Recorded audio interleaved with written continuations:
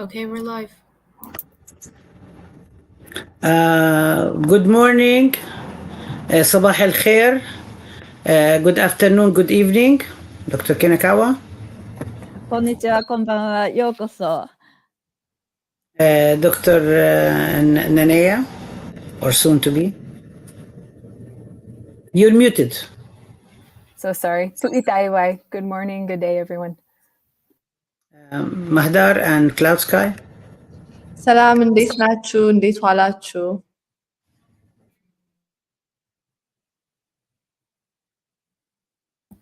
Cloudy Sky. Hola, mi nombre es Cloudy Sky.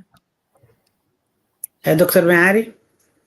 مساء الخير جميعا وكلنا أمل إنه يكون خير فعلا وعدل وحرية للجميع. Thank you, everybody. Yeah, my name is Rabab Abdelhadi, and I'm from San Francisco State University. I'm going to turn it over to my colleague, Dr. Kinakawa. Thank you so much. Welcome everyone to our Ahmed Open Classroom titled People's University for Gaza, Palestine, Genocide, Resistance, and Repression. Before we start, everyone, please tell us in the chat your name if you feel comfortable sharing, where you're joining from, and also what you do and why you are here. We'd like to start with land acknowledgements. I begin by acknowledging that our university campus, San Francisco State University, occupies the stolen unceded indigenous land of Lamaites Ohlone peoples who continue to live on this land and experience continued acts of displacement. The students and faculty at university benefit from the occupation of the land, and we have a responsibility to bring this experience into our discussions on imperialism and occupation and their commitment to defeat the settler colonial project in the US. Dr. Abdulhadi? I make this acknowledgement as an indigenous Palestinian Arab Muslim woman of color, feminist and activist, whose land is colonized by Israeli settler colonialism, and where it is essential for anyone who comes to visit or live to express solidarity and as comrades in arms on the indigenous land of Palestine, all of Palestine, to not only acknowledge whose land it is, but that no matter how short or long they stay, and no matter how good or noble their intentions are, their presence must be validated by the indigenous people of the land if they do not wish to be defined as settlers. Dr. Kinakawa. Thank you. Dr. I'm going to do that. Yes, we were going to have Nadil do that, and so we would like to salute and honor the fallen, and stop for a moment of silence to honor all the martyrs who have fallen in Gaza, the streets of the United States, South Africa, Lebanon, Puerto Rico, Vietnam, Cuba, Kashmir, East of Africa, Congo, Yemen, Syria, Iraq, and anywhere and everywhere around the world for our people's struggle. The martyrs who continue to fall day in and day out, we honor them and remember those who have fallen recently and those who passed for a very long time ago. And please take a moment to think about them and remember all the ancestors who have passed and who still live among us.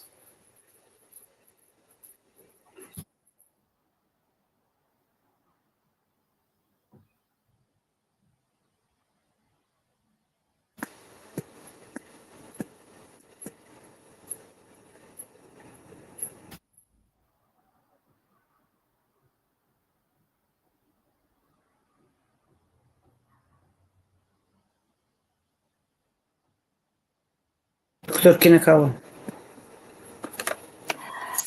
Next, I'd like to express our deep gratitude to all of those who made this open classroom possible. First, we'd like to thank our co-sponsors, Feminists for Justice in and for Palestine, Teaching Palestine, Ahmed Studies, Women and Gender Studies Department at San Francisco State University, NSJP, National Students for Justice in Palestine, for Palestine, NWSA, National Women's Studies Association, Rights to Education, Westchester Coalition, Jewish Voice for Peace Westchester, Quit Queers Undermining Israeli Terrorism, LCSPR, Faculty for Justice in Palestine, UC Santa Cruz, Feminist Solidarity Network for Palestine, Nikkei Decolonization Tour, Jews Against White Supremacy, UCSC, Lower Hudson Valley Democratic Socialists of America. And those of you who just co-sponsored more recently will add yours in our flyer. And we'd also like to thank all of the individuals without whose efforts this event would not have been possible. The original art of the flyer is by the talented Lebanese-Brazilian cartoonist Carlos Latouf. The flyer was designed by Ahmed Minor students who are joining us from the encampment. That's, if I may, Cecilia, Melanie, and Gracie. We also like to thank Saleh Abel-Muti from Gaza for compiling students and children videos from Palestine. And also we'd like to thank Lynn Asari for editing and producing those videos. Also, we received assistance with social media by Leith Gurom, Lynn Asari, and Mohammed Abnasar. Tech support is offered by Leith Gurom and Lynn Asari.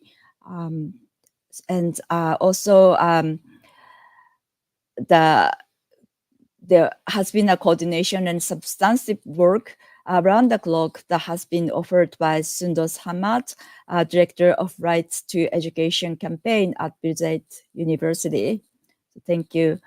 Today there are our classes are joining, and two sections of my classes, Women and Gender Studies, 150 Women and Gender in US History and Society.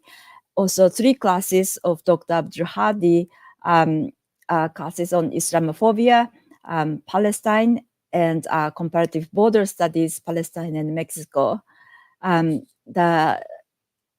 We'd like to ask our colleagues, please share in the chat which of your classes are joining and watching this open classroom now. Or if you're planning your classes to watch it later, please do let us know in the chat.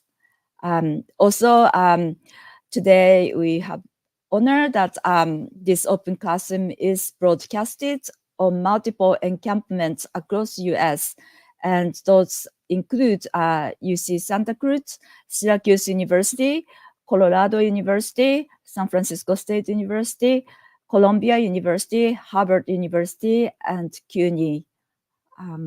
So Dr. Abdul Hadi. Unmuting myself. So we wanted to just share with you, and by the way, we're being joined by more campuses. As they join us, we will announce that. I'm just trying to see who do we have online.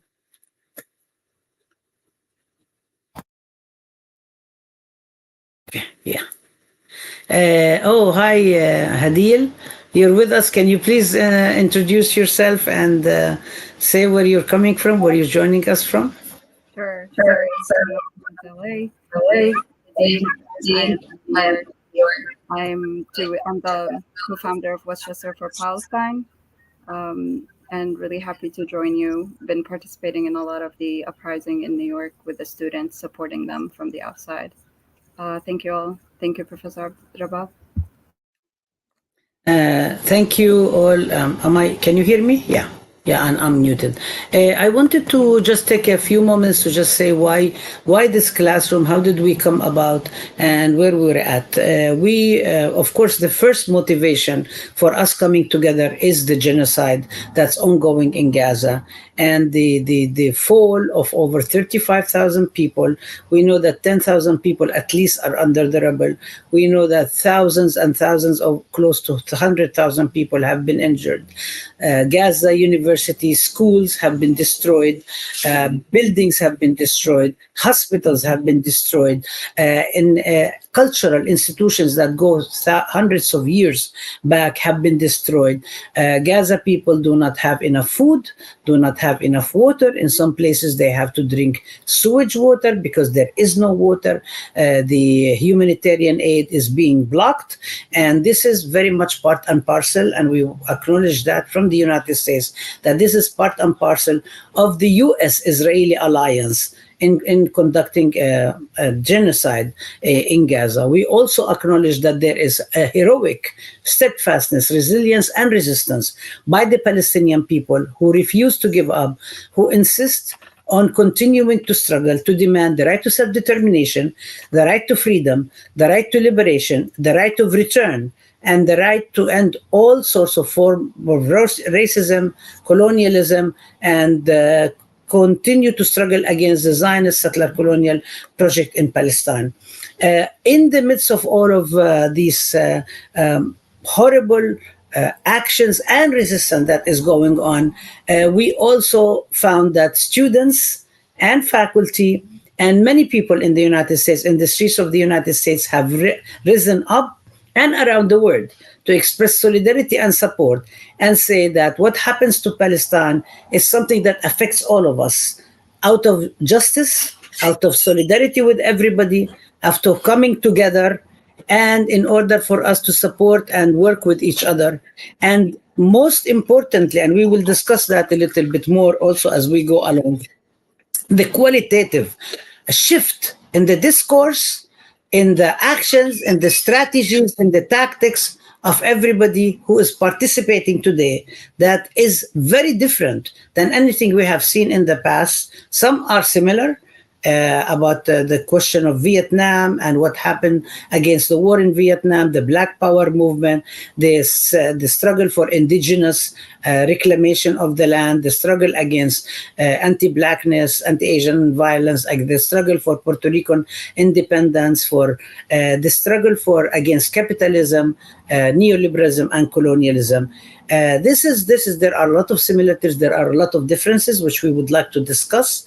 In the midst of it, campuses have risen up, and students have built multiple encampments that we can't even keep track of. As we speak, every single day we hear more and more and more. And we are really honored to have so many students and scholars who are joining us from different places to report on what's going on. The response has been really vicious, and the repression is paramount, and it has happened even faster than we have seen in previous protests. So we will want to speak about that as well. In addition to that, we also want to speak about what's happening with Dr. Kinakawa and myself in the arbitration that we have just concluded, second session of arbitration in our complaint against San Francisco State University, the grievances that we launched and that we've won unanimously by our colleagues, but the university president has vetoed. So we went to arbitration in order for us to claim our rights. So we will be speaking to you about that, sharing more and answering questions. And in the midst of it also, the latest insult that San Francisco State has directed to us, canceling the only Palestine course in the midst of the Gaza genocide, where students are really interested in learning. We have no answers why that is the case. The university claims that it is part of budget, and sometimes they claim it, even though we know summer classes are funded actually by tuition. Sometimes they say that it is about scheduling and so on, but we will explain why we think this is the case. Finally, we want to discuss more about the whole question of the Open University for Gaza, Palestine, We want to talk much, much more about student encampment. We want to talk about new McCarthyism, and we want to talk about what is else we want to do. But we now, before we continue, we are honored by being joined by Dr. Ghassan Abu-Sittah, who has been working amazingly and heroically from Gaza and reporting on day in and day out, and has been honored to become director of Glasgow University. And we know that Dr. Ghassan Abu-Sittah, as rector of Glasgow University, is not, I dare say and predict, is not going to be like other university presidents. But I'm going to just turn to you, Dr. Ghassan, just to introduce yourself, a couple of words, and then we are going to begin with the discussion. Go ahead. Thank you so much. And I'm so sorry for the delay.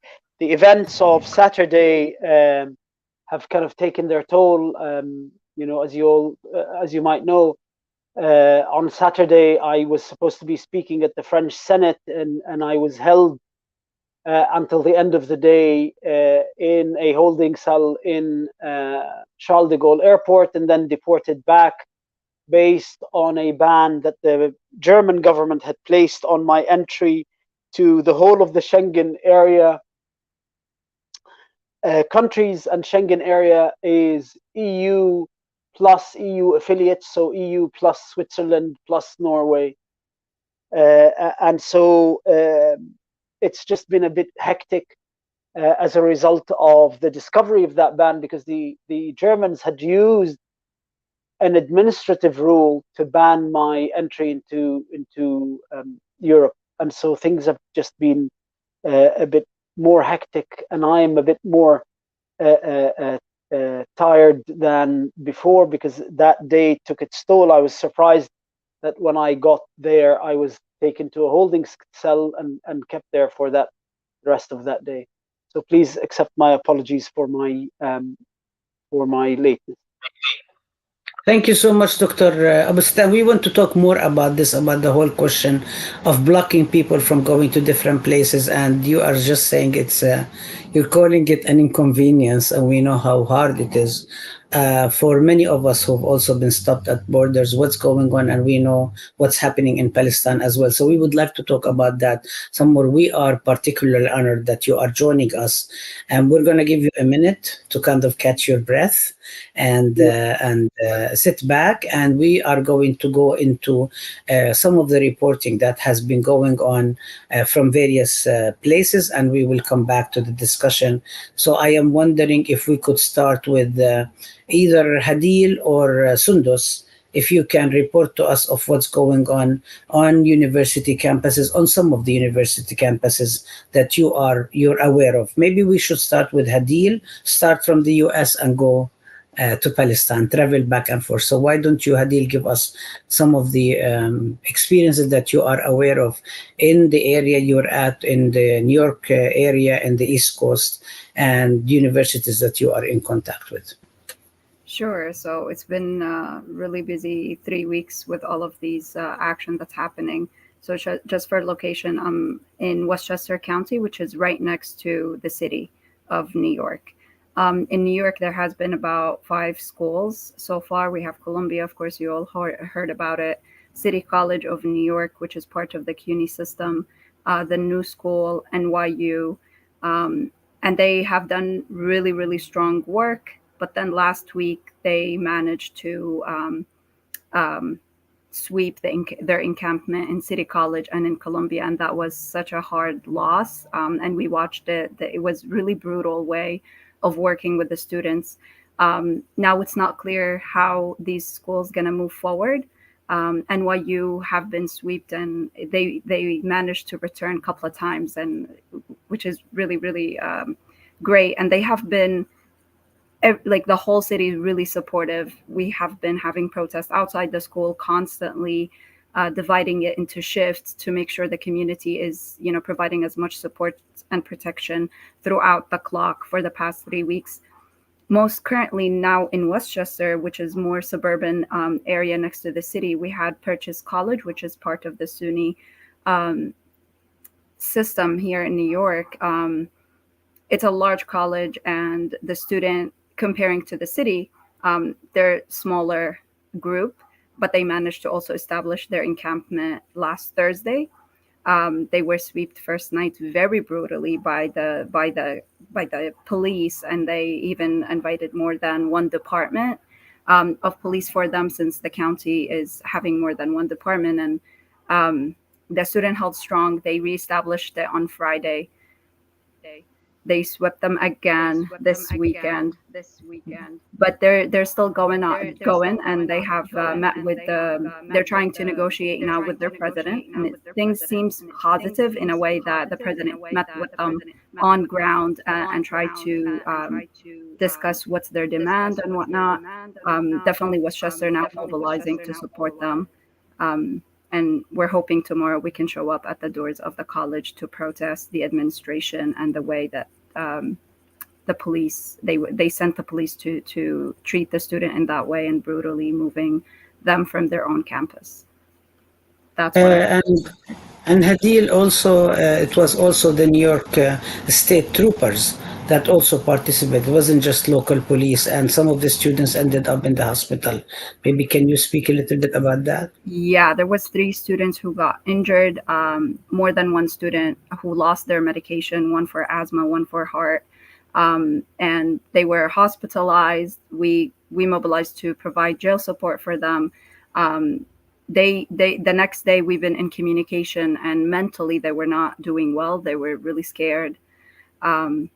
So yeah, as you said, it's the city troopers, and there was some devices the next time they tried to sweep them, which is this weekend.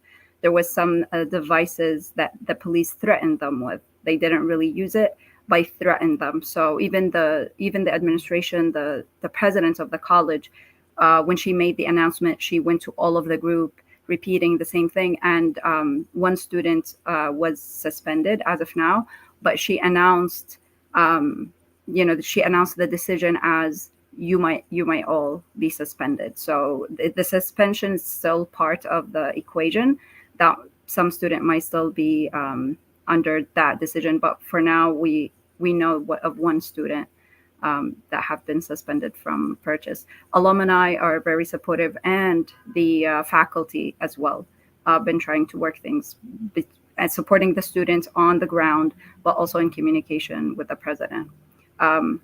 We're hoping today or tomorrow we're going to have some good news from them. And we also heard that people in the community actually went and took the students to their homes and took care of them and gave them food and support. So 100%, because that's also purchase have, a lot of the student dorming inside. So they prevented the student from going back to their dorm the same night, saying, if you came back to the campus, we're gonna, add to your charges. So a lot of students couldn't go back. So we hosted them in different community houses, and yeah, we tried to be there for them because they're really courageous. The city did amazing, but we also have an extra appreciation for purchase students, because they, just for the way the dynamics in the area, it's very large Zionist community here, and usually the community does not mobilize in the strength that the city does. So for them to take that step on, with all of the risks for their education and legally, it was such a brave process from them. So we're with them till the end. I'm just hesitating to ask you the next question, or to hold off on it, because I do know that other of our guests, Naneya and Mahdar and Cloudy Sky, will actually speak about what's going on at various universities and the repression that's going on. But if I was wondering if you could also speak about what's happening in the streets, about the whole rising of the Israeli flags on various government buildings and the attacks that people have been subjected to at the community. Here we have in Westchester a couple of city halls who have the Israeli flag raised. New Rochelle was one of them, Rockland as well. And a lot of the community members tried to protest it. New Rochelle succeeded in protesting the flag and they put it down. Rockland, not really. There was not even a pathway to do that. Different protests that we went, like 2 weeks ago, we went for Irvington's when Biden was visiting, and we had, of course, counter protesters. And once we also went to the sales of Palestinian lands by Keller Williams, and there we have a huge counter protesters, which we expected. But currently is the narrative of outside agitators and the fear that the schools may face Zionist agitator from outside, beyond the police, who can shape a threat for them. So far, that did not happen in Purchase.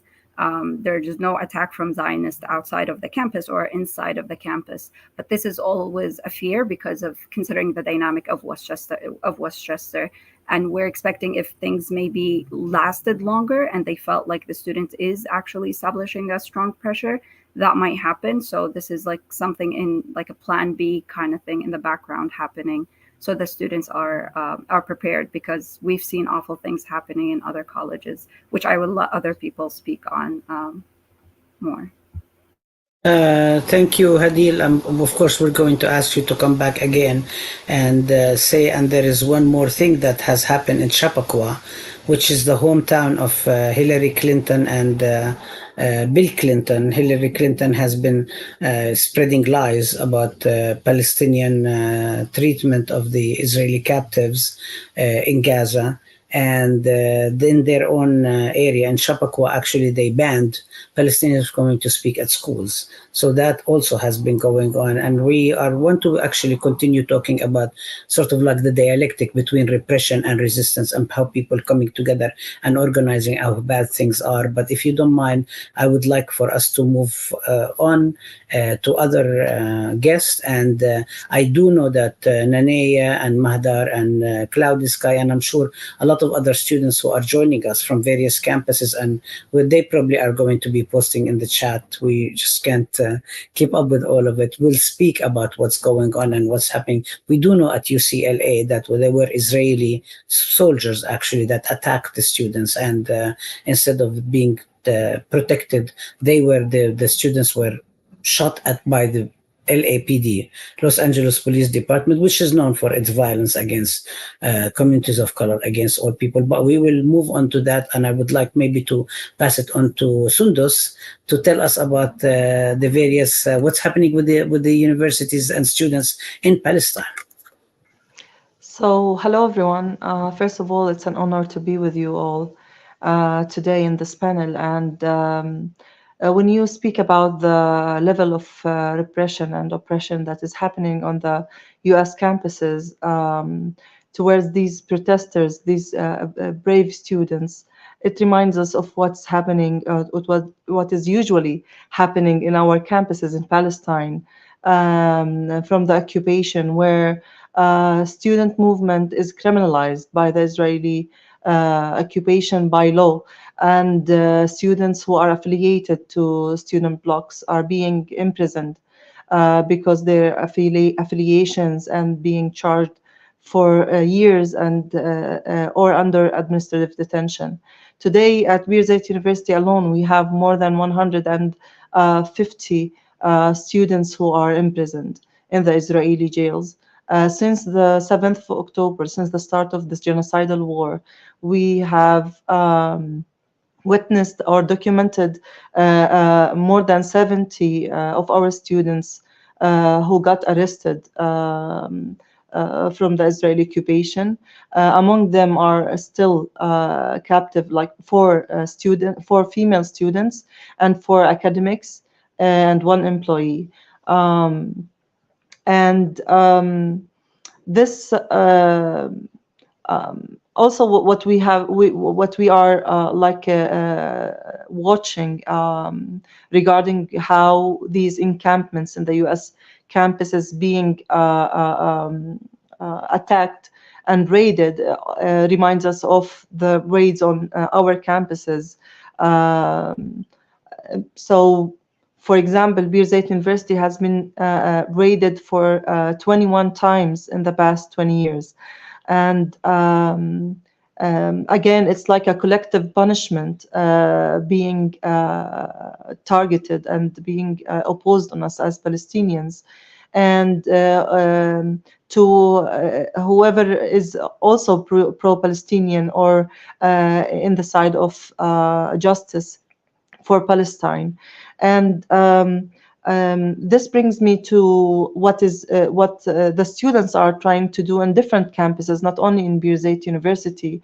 In the past week, we worked together with the student movement from other universities in the West Bank, in Gaza, as well from the 48 occupied land, where we worked together on a video just to send a message to the student encampments. Okay. Thank you, Sundus, and thank you for all your work and the collaboration. Yeah. It's been really. I mean, are you okay? Yes. You okay? We lost you. Okay, you'll be back. You'll be back. Yeah, we will be back to you. But we wanted to also. Are we able to show the video now that we were actually so fortunate to be compiled and sent by the International Commission in Support of Palestinian Rights from Gaza, from our colleague Salah Abdel Mati. So I was wondering, Lynn, if you can. Is it possible to show it now? Okay.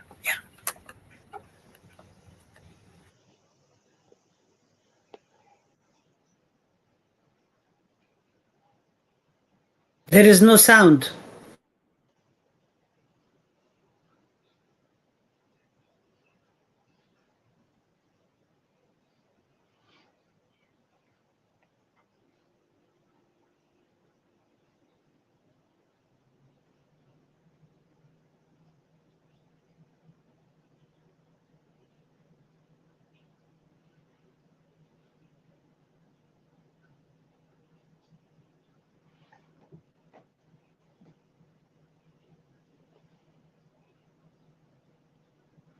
Lynn, if there are technical difficulties, we can move on. And is that okay? Yeah. I'll try to fix it. So we'll move on and we'll come back to it. So next we would like to hear from you, Dr. Ghassan, about what is it that you've seen in Gaza. We've seen you a lot on TV. We've seen you on X, on Instagram, making one appeal after another. I know you are again in Glasgow back now. Can you just share with us, why is this so outrageous, and why is it that it does require this kind of response? And I know you can speak about it all, whatever, maybe brief discussion of what's going on. I think one of the things that I came to very quickly realize when I left Gaza, because when you're inside Gaza, especially at the time that I was there, before the first ceasefire, before any of the medical teams was allowed in, when you come out of Gaza, you realize that Israel is only the tip of the genocidal iceberg. And the rest of the genocidal iceberg is made up of the axis of genocide, the countries that have increased their weapons delivery and ammunition delivery tenfold to Israel, countries that have protected the genocidal project, not just protected Israel, but protected the genocidal project from being impeded or slowed down by the ICJ or by the UN Security Council or by local parliaments or national parliaments. And these are the United States, the United Kingdom, France, Germany, Canada, Australia, the countries of the NATO pact. And I also discovered that part of this genocidal iceberg are genocide enablers, and these are individuals and institutions that have ensured that their job is to silence the witnesses, to silence those standing up for Palestinians, for the victims, and against the continuation of the genocide.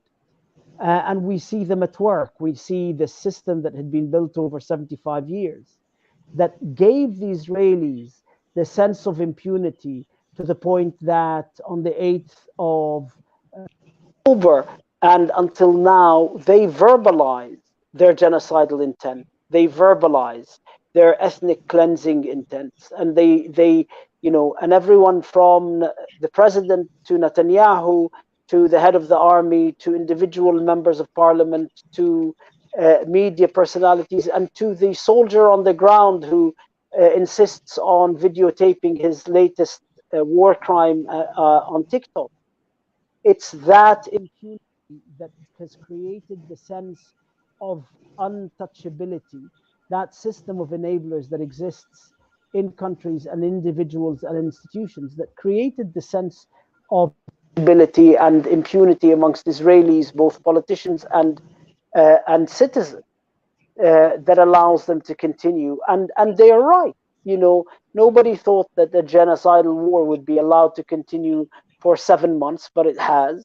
Nobody thought that in the 21st century, where people are watching genocide live on their phones, on their TVs unfold, nobody imagined that the Western media, whose job it was to silence Palestinians, now is engaged in a process where it silences Israelis to ensure that they don't incriminate themselves.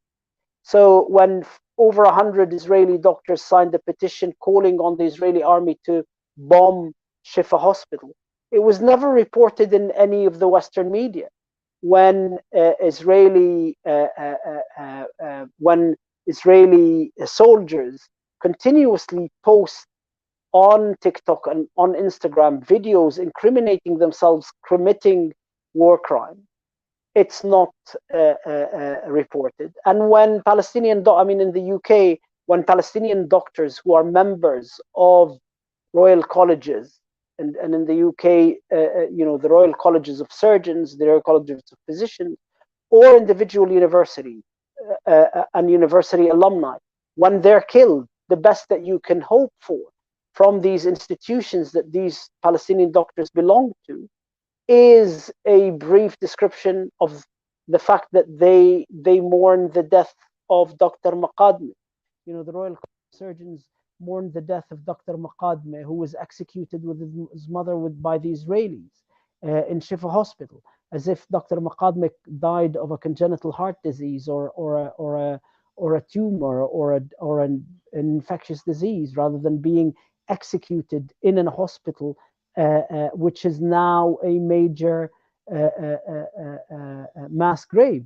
And so that iceberg, that genocidal iceberg, really constitutes I discovered after I came out of Gaza, and what I ran into on Saturday when I was stopped from going into France, only to discover that the German state had put an administrative ban on me entering any Schengen area country, with the aim of putting pressure on the International Criminal Court, because so that I can never reach The Hague, Holland, because I have a visa ban to enter Holland as part of the Schengen area.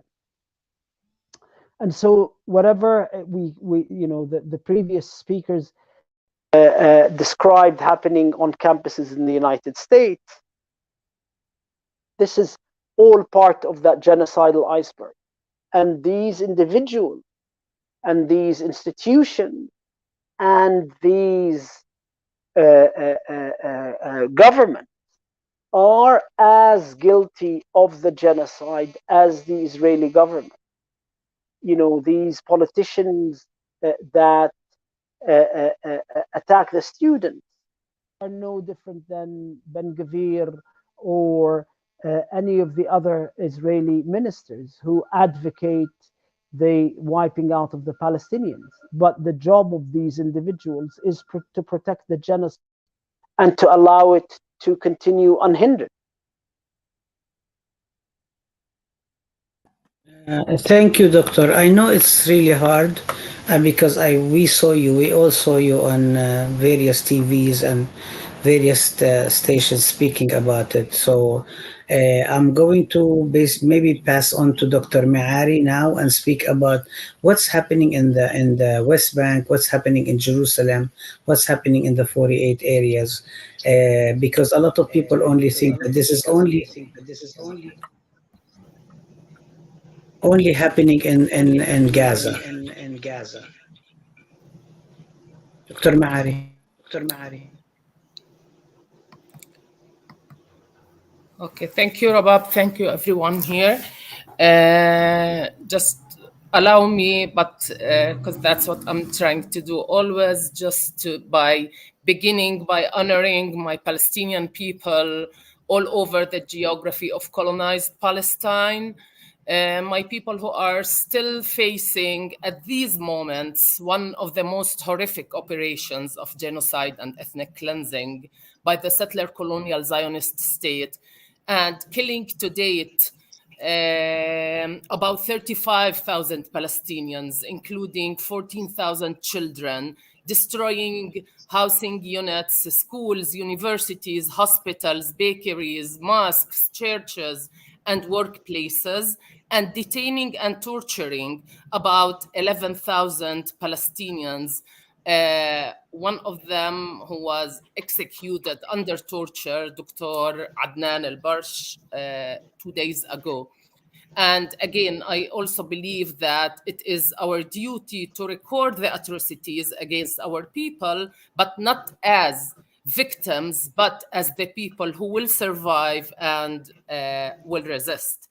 I would like, first, Rabab, if you allow me, just to reflect on what's going on the campuses all over the world. And I want to begin with a quote from Aimé Césaire's piece written in 1955, titled Discourse on Colonialism, in which Césaire writes, "A civilization that uses its principles for trickery and deceit is a dying civilization.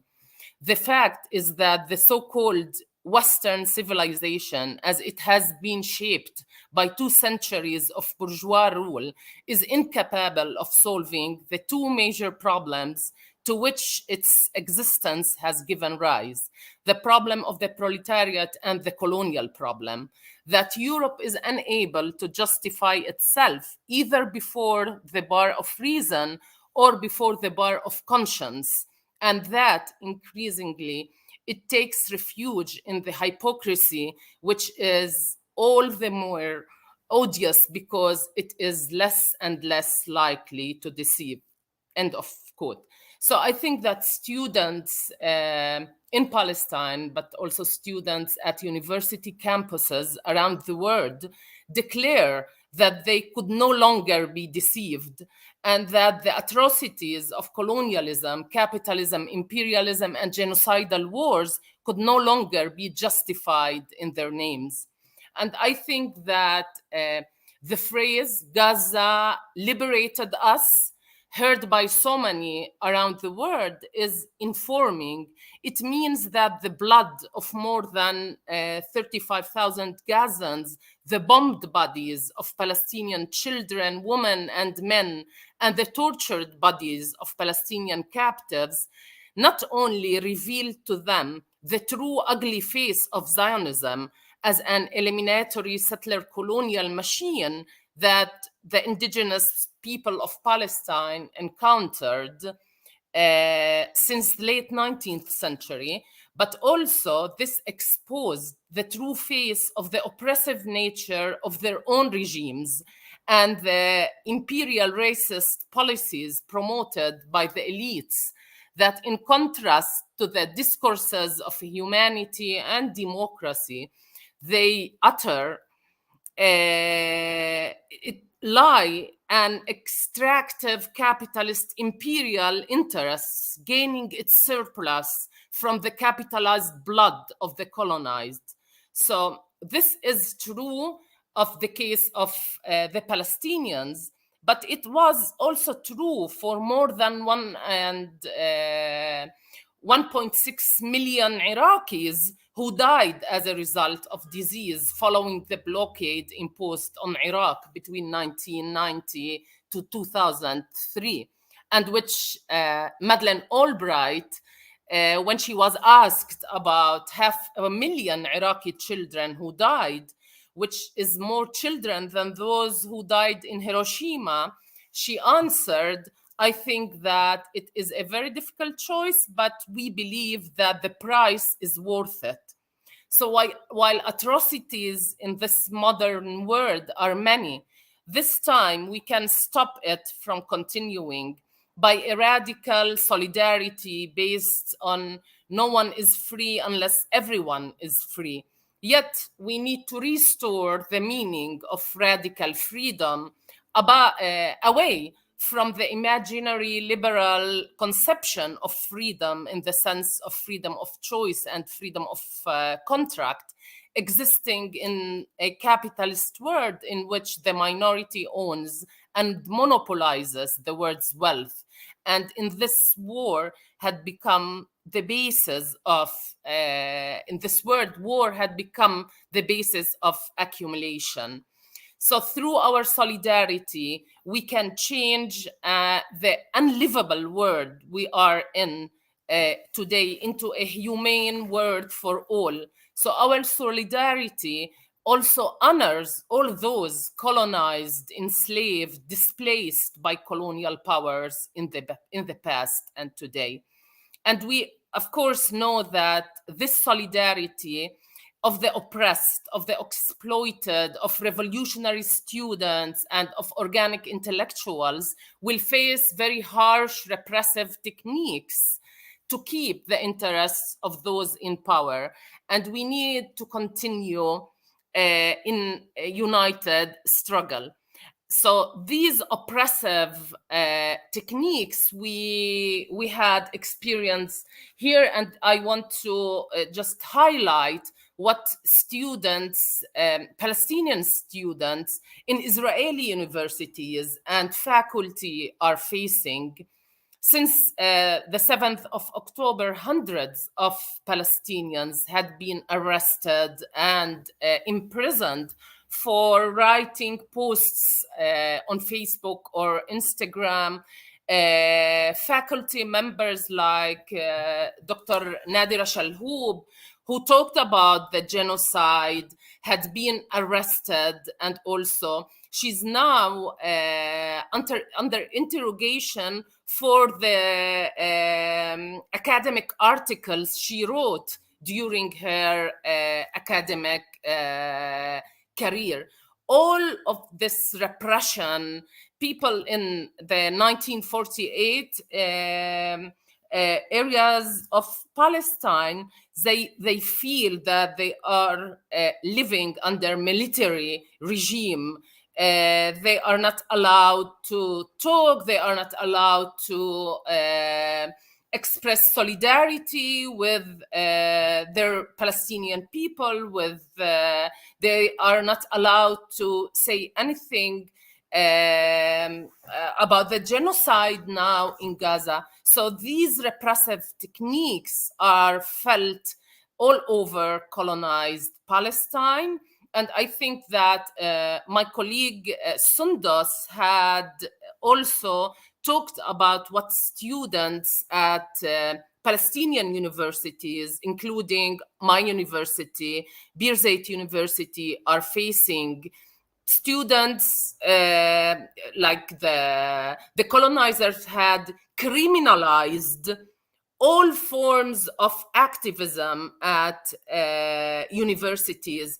Today, if you are a student activist at a Palestinian university, you will be charged and arrested, tortured, and imprisoned. So these are some of what we are facing today in this genocidal war.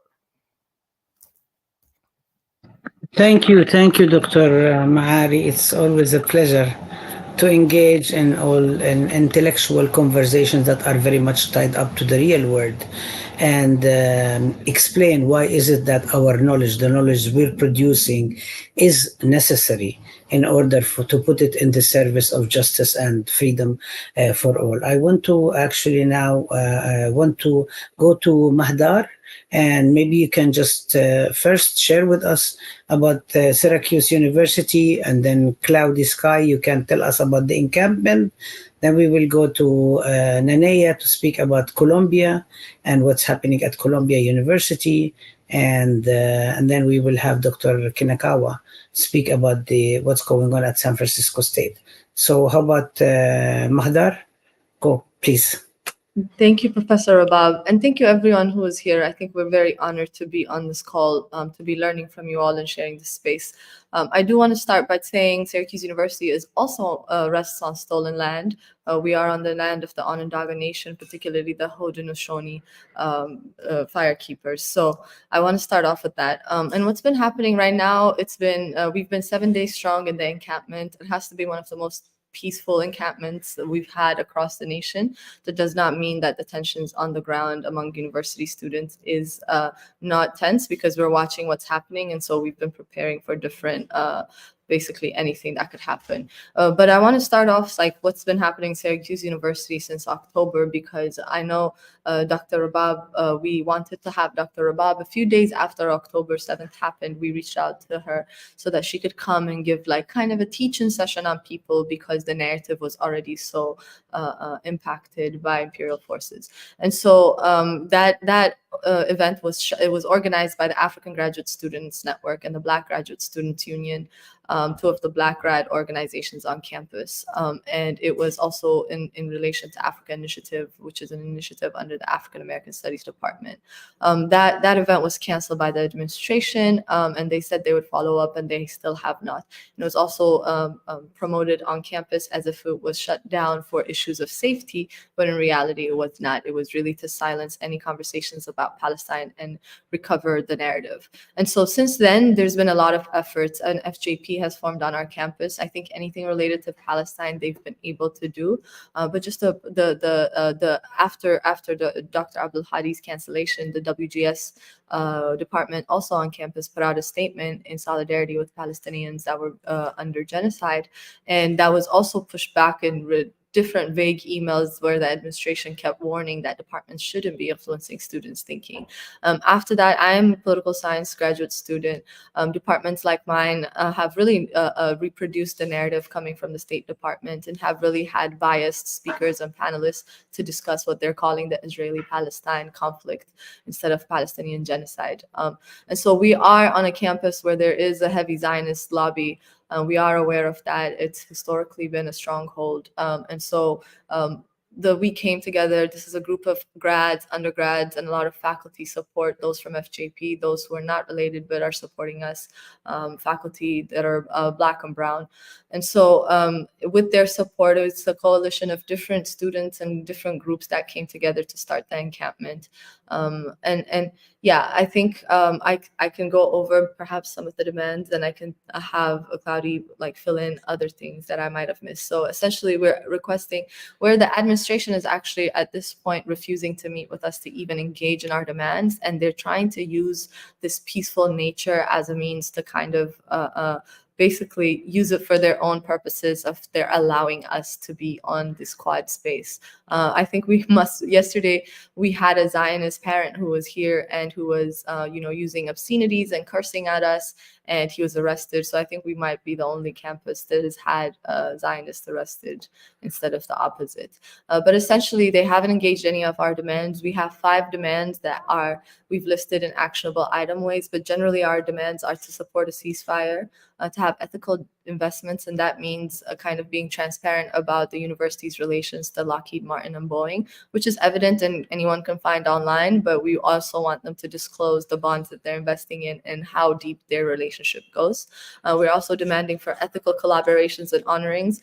I don't know if folks know, but the lawyer that was supposed to be presenting on behalf of Israel at the International Criminal Court when South Africa took Israel to court it has been given an honorary degree from Syracuse University. So we're asking for things like that to be revoked. But ethical collaborations also includes all the internship programs they have in Israel, all the relations they have with universities in Israel. Demand 4 is really a protection of student rights. This is because we've seen when students have tried to do protests since October 7th, there's been a way to basically putting out vague statements that is being used to put fear in students' minds, putting out statements like, we are in touch with the FBI. Actually, some of our students have also been approached by the FBI organizers who are pro-Palestinian. And so we are saying we want protection of students' rights. We want basically our academic freedom to be protected as well. And that's demand 5. Basically, they're not teaching anything that teaches students about settler colonialism, about the realities of Palestinians under occupation, none of this. And so we are demanding protection of academic freedom so that our university can engage with the reality of what is happening in the region and teach it to students in a way that does not dehumanize and debase Palestinians.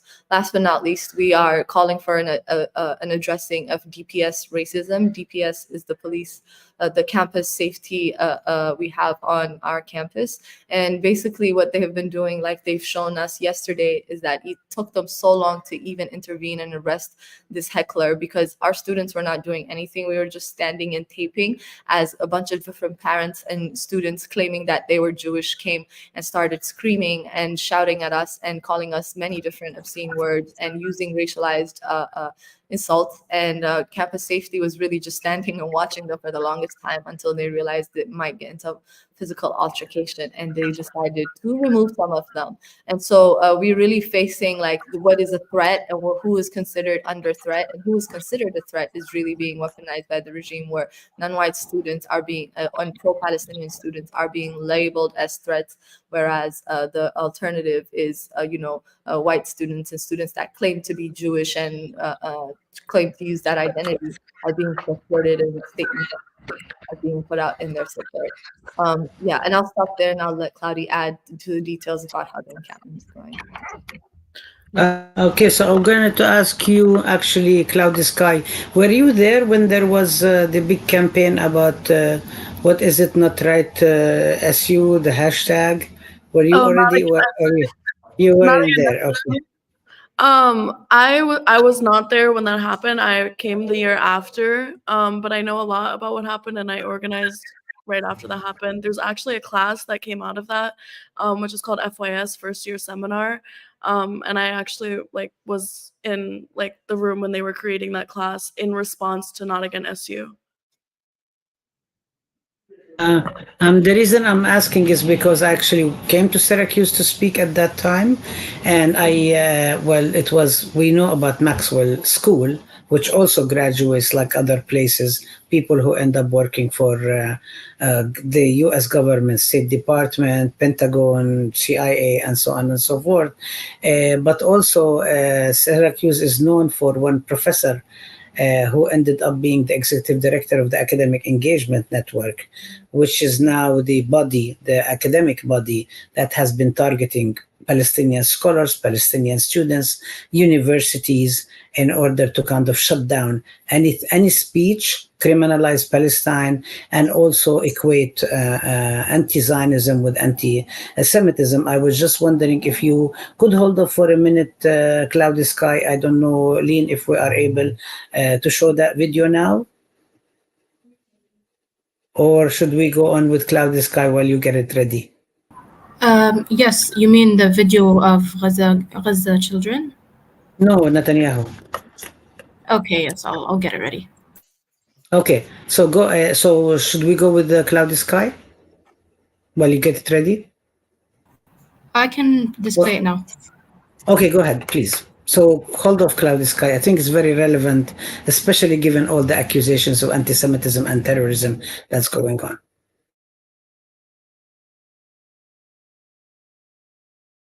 And meanwhile, while you're getting it ready for people in the audience, please tell us if you have encampments, Please respond. Please say where you are, what you are doing. If you have any questions, we do know that there are some people who are spreading hate speech on this chat and so on. We actually decided to leave it on because their words speak for themselves. So go ahead, yeah.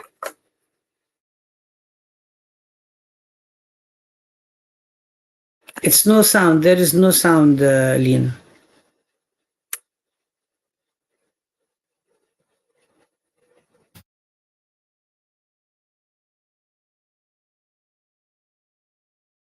Sorry about that. I'm sorry about that.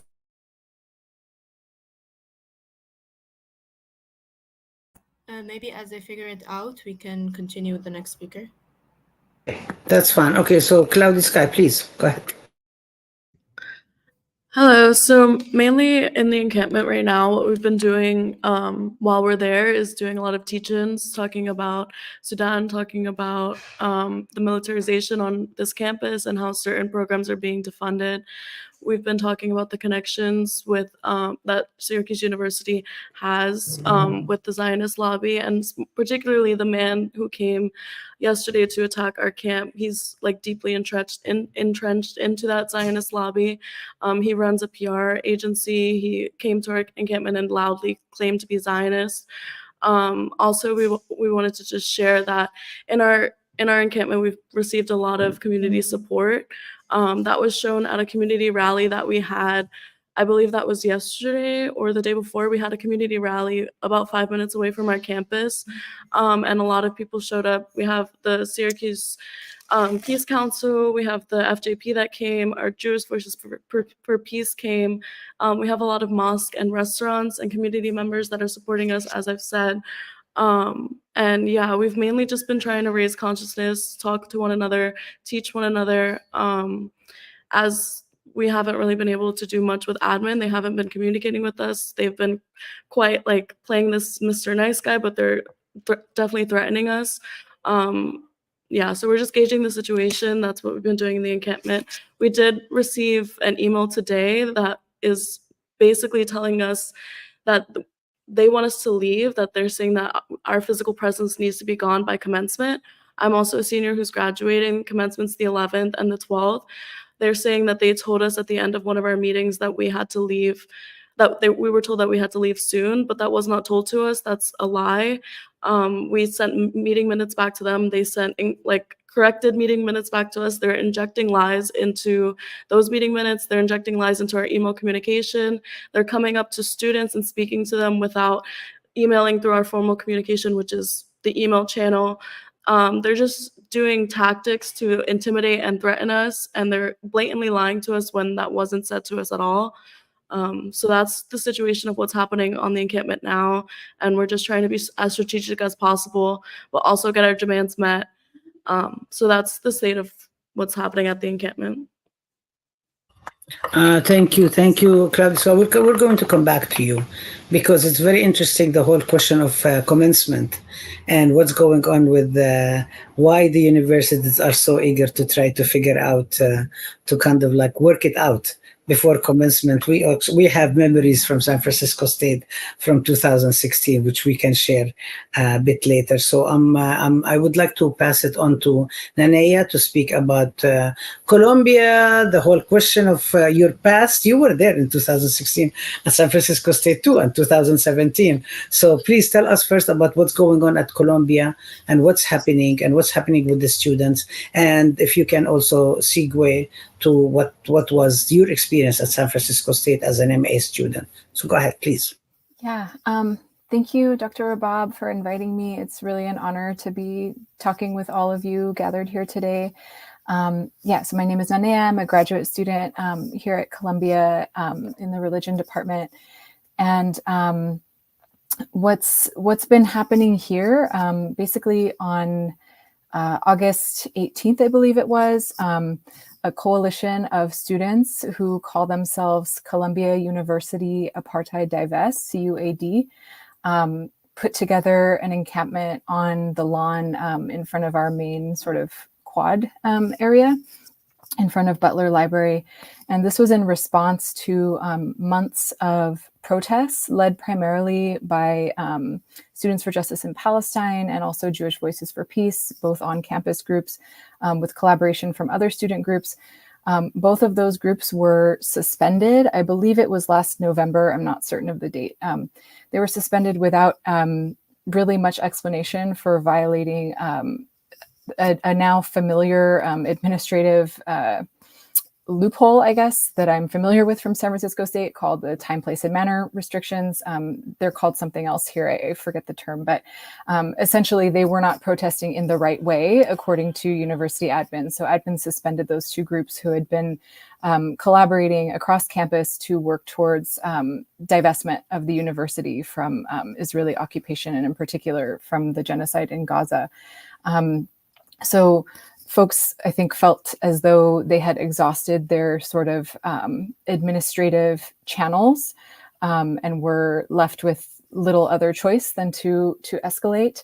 The camp lasted for, I'm not even sure how many days, about a week and a half, I would say, with near constant threats of eviction almost every day. We would get some form of notice from the administration saying that if you don't vacate by midnight tonight, then, you'll be evicted, and so on. And the undergraduates in particular were, I'm so just impressed by their organizing. They were able to, on multiple occasions, turn out thousands of members of the student body. I think the largest gathering was about 2,000 people between 11 p.m. and midnight on one of the final nights of the camp. And this way of mobilizing people allowed them to not be evicted for another day.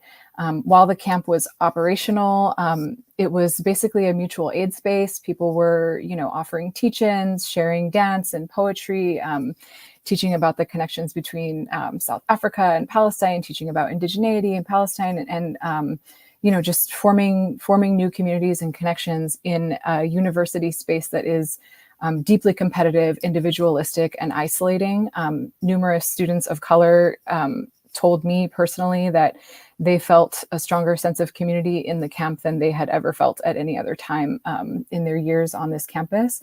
And I think it's important to just note as well that the demands of this encampment in particular were that Columbia, again, divest from Israeli apartheid, genocide, and occupation. And they were also demanding total financial transparency of the university's investment, because as it stands right now, only 0.66% of Columbia's investments are actually publicly available. The rest are completely unknown to us. We suspect it could be even more sinister than we've already been able to ascertain.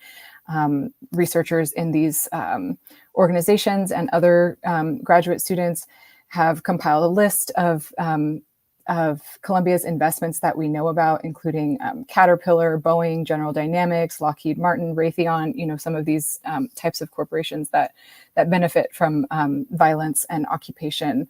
So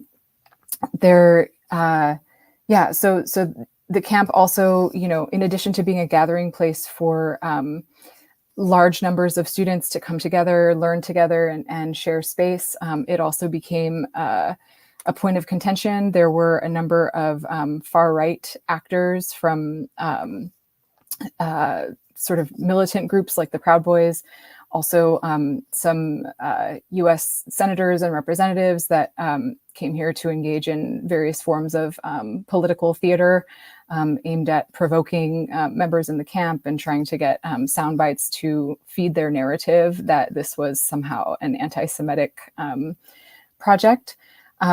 So eventually, the campus, I should also note for those who have not been to Columbia, we are in the middle of Manhattan. It's a all the way around, there are gates and walls. So shortly after the camp went up, access to campus was restricted to people with university IDs. There were police and public safety at every entrance and exit. They eventually shut it down to where there were only, right now, there's only one way in or out of campus, and it's heavily guarded and armed and militarized. And at this moment, no one except for those who live in the dorms physically on campus is even allowed to be on campus. so that, these closures have been significant. And, I think many folks understand that this is a tactic for them to kind of prevent people from gathering, to prevent people from organizing, and so on. So when these closures first began to happen, while the camp was still up on the lawn in front of our main library, a group of students elected to deoccupy a place called Hamilton Hall.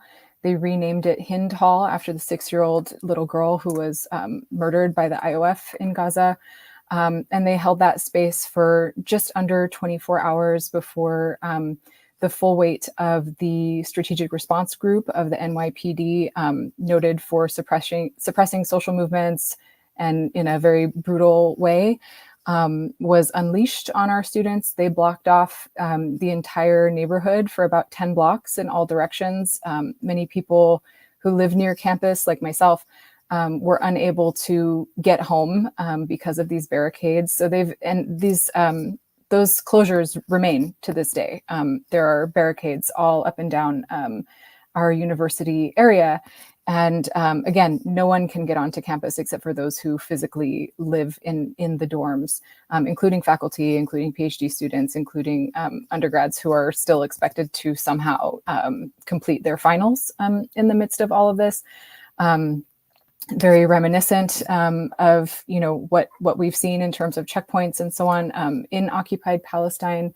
And and I think it's just important to note that these time, place, and manner restrictions was something that I learned about while I was a student in San Francisco State in 2015 and 2016 in the College of Ethnic Studies, where at that time the General Union of Palestine Students, or GUPS, was facing similar types of restrictions on their protest actions and so on. So, it seems like the administrative playbook doesn't change a great deal from moment to moment. And I think now, folks are trying to regroup, thinking about commencement, which on our university was scheduled for May 15th, Nakba Day. So there's been a call to organize, and we're kind of in the process of thinking about what that would look like for this next little bit here. I'll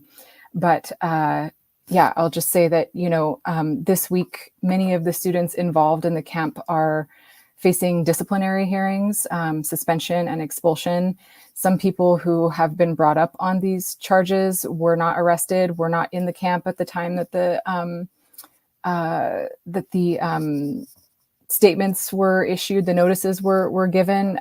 They've been really kind of indiscriminately suspending people since the camp went up, including a couple of students at Barnard, which is our college across the street, who were evicted from their dorms on 15 minutes notice for participating in, exercising their First Amendment rights to protest and to assemble on their campus. And were it not for the goodwill and the support of local community members and faculty, those people would be effectively unhoused in New York City and without access to food or medical care. So the university is really taking a really very heavy-handed approach here, both to our undergrads and our graduate students. And we are committed to, again, getting them to divest from occupation and genocide, financial transparency, getting amnesty for our students and our faculty who've been disciplined in conjunction with this, and also to get the NYPD off of our campus. The university has said that they're going to that they will retain a police presence on campus through at least May 17th, possibly longer. So we understand that no one can live and work in peace and safety when violent police presence is present on our campuses. So I'll just pause there. I feel like I've been talking for a moment, but I can always say more if you need. Thank you, Nanea. I'm really happy because we're having actually this conversation where even though not many of us have known each other, and it looks like everybody's continuing each other's sentence, and because we've been in this struggle with each other and sharing it. And I actually wanted to just raise one issue around the whole question of the university presidents. A couple of issues. One is that a few days ago was the anniversary of the Columbia University. 700 students were arrested back in the late 60s. And 2 days ago was the 56th anniversary of the martyrdom of 4 students at Kent State. And so, but there is something about kind of like it took a little bit, it escalated incrementally. Today, it's escalating very fast. And I think part of it has to do with the fact that there is the pro-Zionist groups, the pro-Israel groups are also already mobilized, and they have been targeting us left and right. The more their support for Palestine in the U.S. Streets, because Israel thinks that the Zionists thinks that this is their area, and it is. It's the belly of the beast, and how dare we kind of like challenge that? And secondly, because also the repressive neoliberal white supremacist, racist forces and violent forces are very much already organized out around. Also, they had rehearsed this. They've already been doing it again and again, and they're looking at it. And so when people think that this is really horrible, I think it's also really important to remember what happened with the COINTELPRO program, the counterintelligence, the assassination of 21,000 Black Panther members, the same way what happened with the Palestinian intellectuals. But I was also really shocked by the testimonies by university presidents, specifically Penn, it was Harvard, and Penn, Harvard, and I think Columbia said no, but then Shafiq went and testified last week, which she made it worse than it is, which also shows that universities are not always places to learn. I mean, some people learn, some people don't learn, and some people learn the wrong lessons. And I was really shocked by the ways in which university presidents, one is actually they really don't know, and they are completely out of touch with their students. Secondly, that they are so acting as heads of corporations. They are not really university presidents. They have nothing to do with education. They are acting as the heads of corporations, protecting the interests of the corporations. We know what happened with Harvard, that the donors outright, quote-unquote donor-driven contributions, which is supposed to be unconditional, but it was donor-driven contributions saying, this is what's going on, this is what we want. We want you to dox the students. We want you to release the names of the students who said so and so. We want you to punish them. We want you to expel them. And sure enough, this is what the universities have been doing. They didn't do it right away, but they have done it. And also the ways in which university presidents come out and actually, although they should know better, that there is a whole huge number of people, rising number of Jewish anti-Zionist groups who are actually speaking out, and not from today, from before even Zionism, started, like in 1897, and continuing with the Bund, with the people who survived the Holocaust, with the people who have been through McCarthyism, with the people who've been supporting Palestine, and continue to do so day in and day out, including many of the students, and actually like move over than 50% of younger Jewish people in the United States are actually in support of Palestine, don't want Israel to speak in their name. They keep saying, we want to protect our Jewish students. We want to protect Jewish students. We want to create safe environment for Jewish students. And it's very interesting because they claim to be anti-Semitism, but they actually lump all Jews together. They say all the Jews are the same. All the Jews are Zionists. All the Jews are pro-Israel. So this is kind of like really, really problematic. And so we wanted to actually, and so this is what the university presidents say, and this is what has been happening to us, and this is what Professor Kinakawa will speak about. But I would like us to, if we are able to see the video now, if we can show it, and then we go to Dr. Kinakawa, and then we will come back to everybody else. So go ahead. I think Hadil is going to show it. Go ahead. I'll try to show it first. If it doesn't work this time, then Hadir will try. All right, so let's fingers crossed. Let's see if it comes on this time. Sharing my screen. Okay. What's happening on America's college campuses? We're good. Anti-Semitic mobs have taken over leading universities. I'm Zach. I'm a Jewish student at the University of Michigan, and we're camping here on the Diag until the university divests from Israel. None of us is free until all of us are free. They call for the annihilation of Israel. Hi everyone, I'm Joe. I'm a member of Jews for Ceasefire Now. call on the university to end their ongoing repression of student protesters advocating for a liberated Palestine. They attack Jewish students.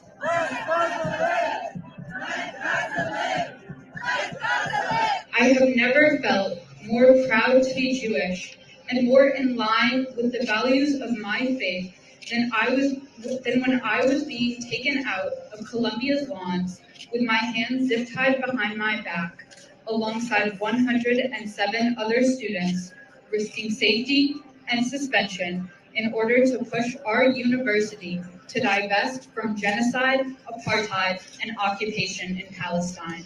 They attack Jewish faculty.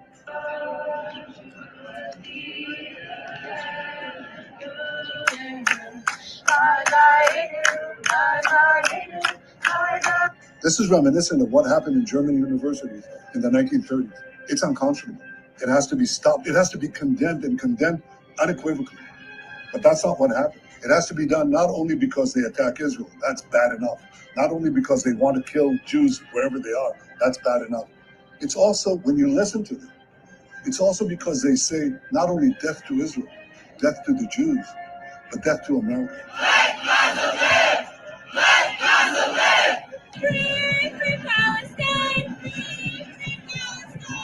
And this tells us that there's an anti-Semitic surge here that has terrible consequences. No, Mr. Netanyahu, it is not anti-Semitic or pro-Hamas to point out that in a little over 6 months, your extremist government has killed 34,000 Palestinians and wounded more than 78,000, 70% of whom are women and children. Do not insult the intelligence of the American people by attempting to distract us from the immoral and illegal war policies of your extremist and racist government. Do not use anti-Semitism to deflect attention from the criminal indictment you are facing in the Israeli courts. It is not anti-Semitic to hold you accountable for your actions.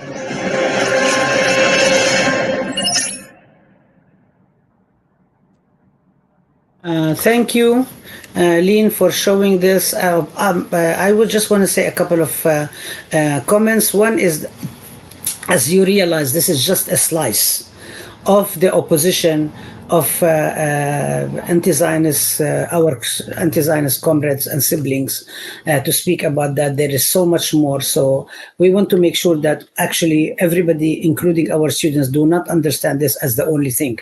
This is just one example. Two is that if you go to the Ahmed Studies YouTube page, if you go to the page of the Palestine Arab Muslim Caucus of the California Faculty Association and many other pages, you will see many discussions and many writings of many of anti-Zionist Jewish scholars, students, and activists who are speaking up and analyzing and talking about what it is exactly, and actually saying that this is fascism, this is genocide. Do not try to hide behind what's going on. So so this is something that just a sample to just remind people of what's happening. And I'm going to turn the floor now to Dr. Kinakawa to speak about what's happening with what happened with the arbitration last week. There are certain things we can talk about. There are certain things we're not going to be able to talk about, but you will know that when we are able to win and release that. So go ahead, Dr. Kinakawa.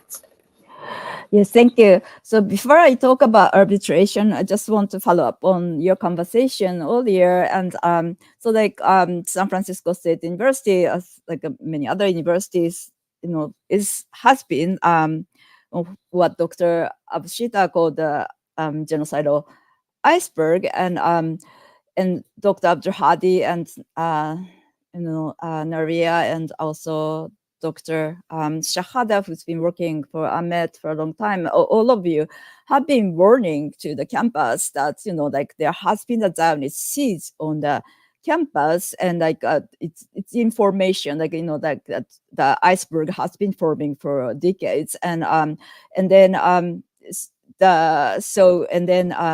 Ahmed has been really the target as the most radical and innovative department on campus,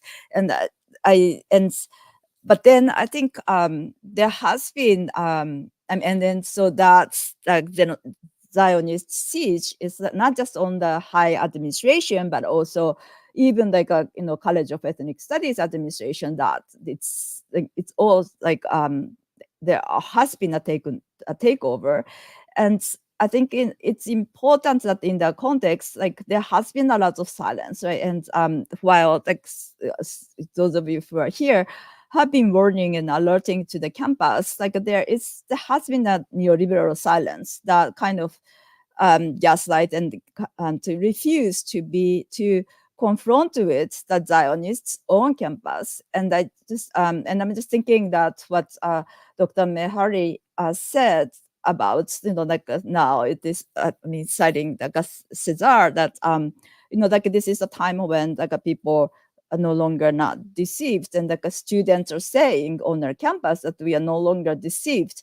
But I still see that among our colleagues that they still don't, to kind of hold on to the neoliberal silence, and like just kind of misread the current situation and misread what our administration is like how Zionism is really deeply into our administration. And I think that's very dangerous. Like I see that those colleagues who still refuse to see, and like a kind of like I know that there's going to be a meeting between the President Mahoney and the Encampment today, and I worry because like if those faculty members who refuse to see that Zionism, if we refuse to hear Dr. Abdul Hadi and others who have been warning, if they are in the conversation, I think they'll fail the students who are actually refusing to be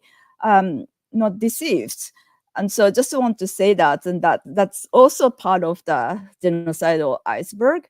And so in terms of arbitration, I think that's kind of part of the whole attack on Ahmed that it's been going on over decades. And so there's been, Dr. Abdul Hadi, I'm sure will talk about this more, but to dismantle Ahmed and as a kind of radical space where Dr. Abdul Hadi has been centralizing the indivisibility of justice and connecting all our struggles, core struggles, and in relation, while centering Palestine and Arab Muslim communities. And so the Ahmed has been, there has been attempts to dismantle Ahmed and also put Ahmed under race and resistance departments so that Ahmed would use self-determination and to try to kind of get rid of Dr. Abdul Hadi so that they can actually control and take over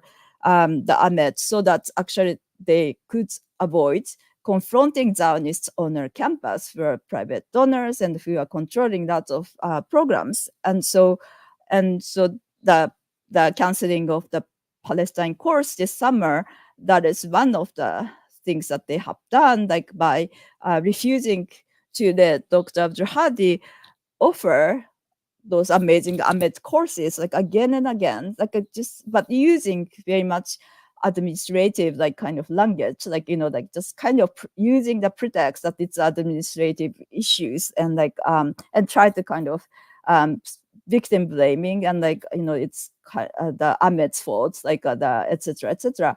And so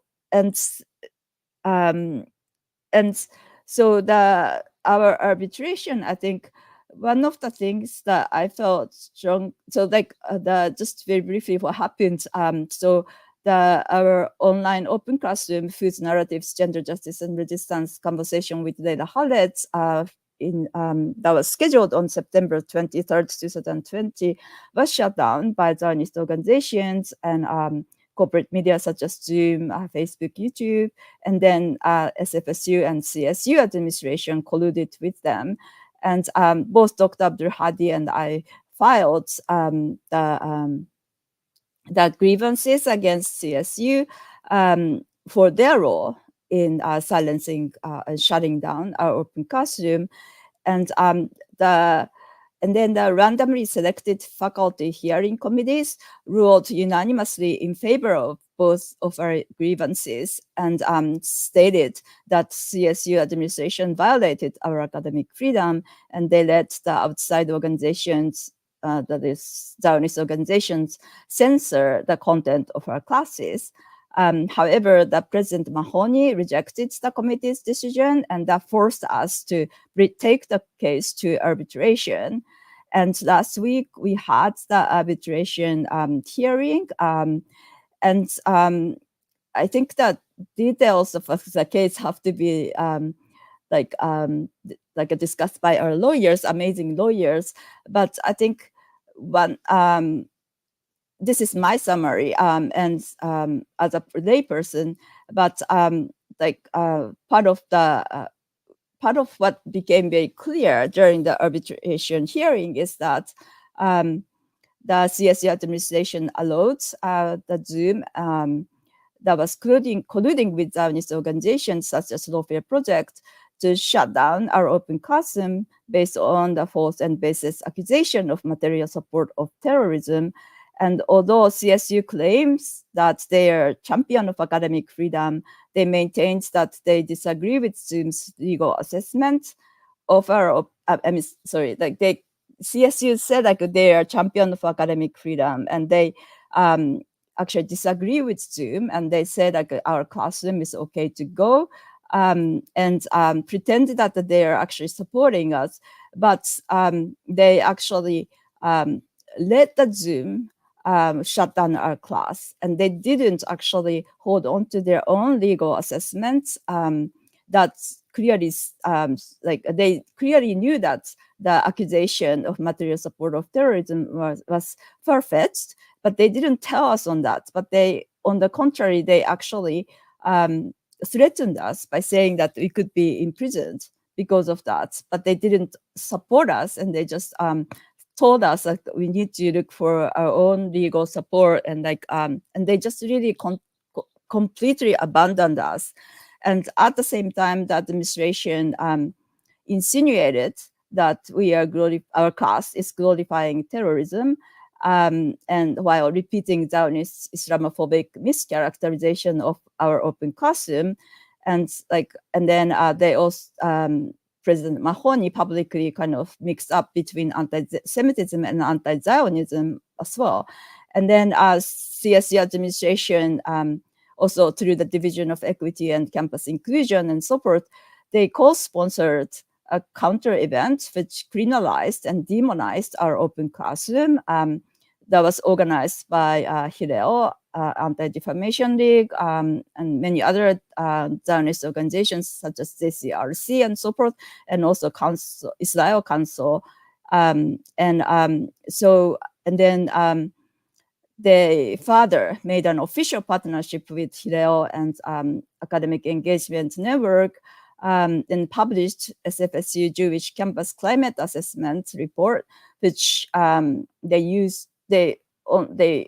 based on very questionable so-called research, they raised their concerns over safety of Zionist students on campus, ignoring anti-Zionist Jewish students or any other students. And then in that, they singled out Dr. Abdul Hadi Ahmed and also our open classroom as producing anti-Semitic incidents on our campus and so forth.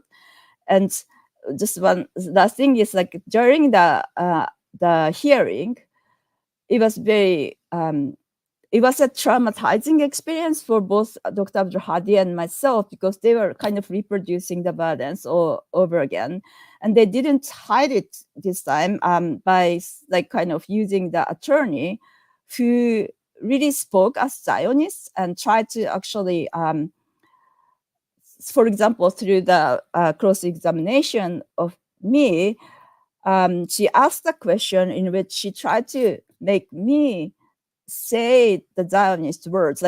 She tried to put the Zionist language into my mouth. And so I had to decide whether I don't answer the question or I have to kind of jeopardize my credibility as a witness.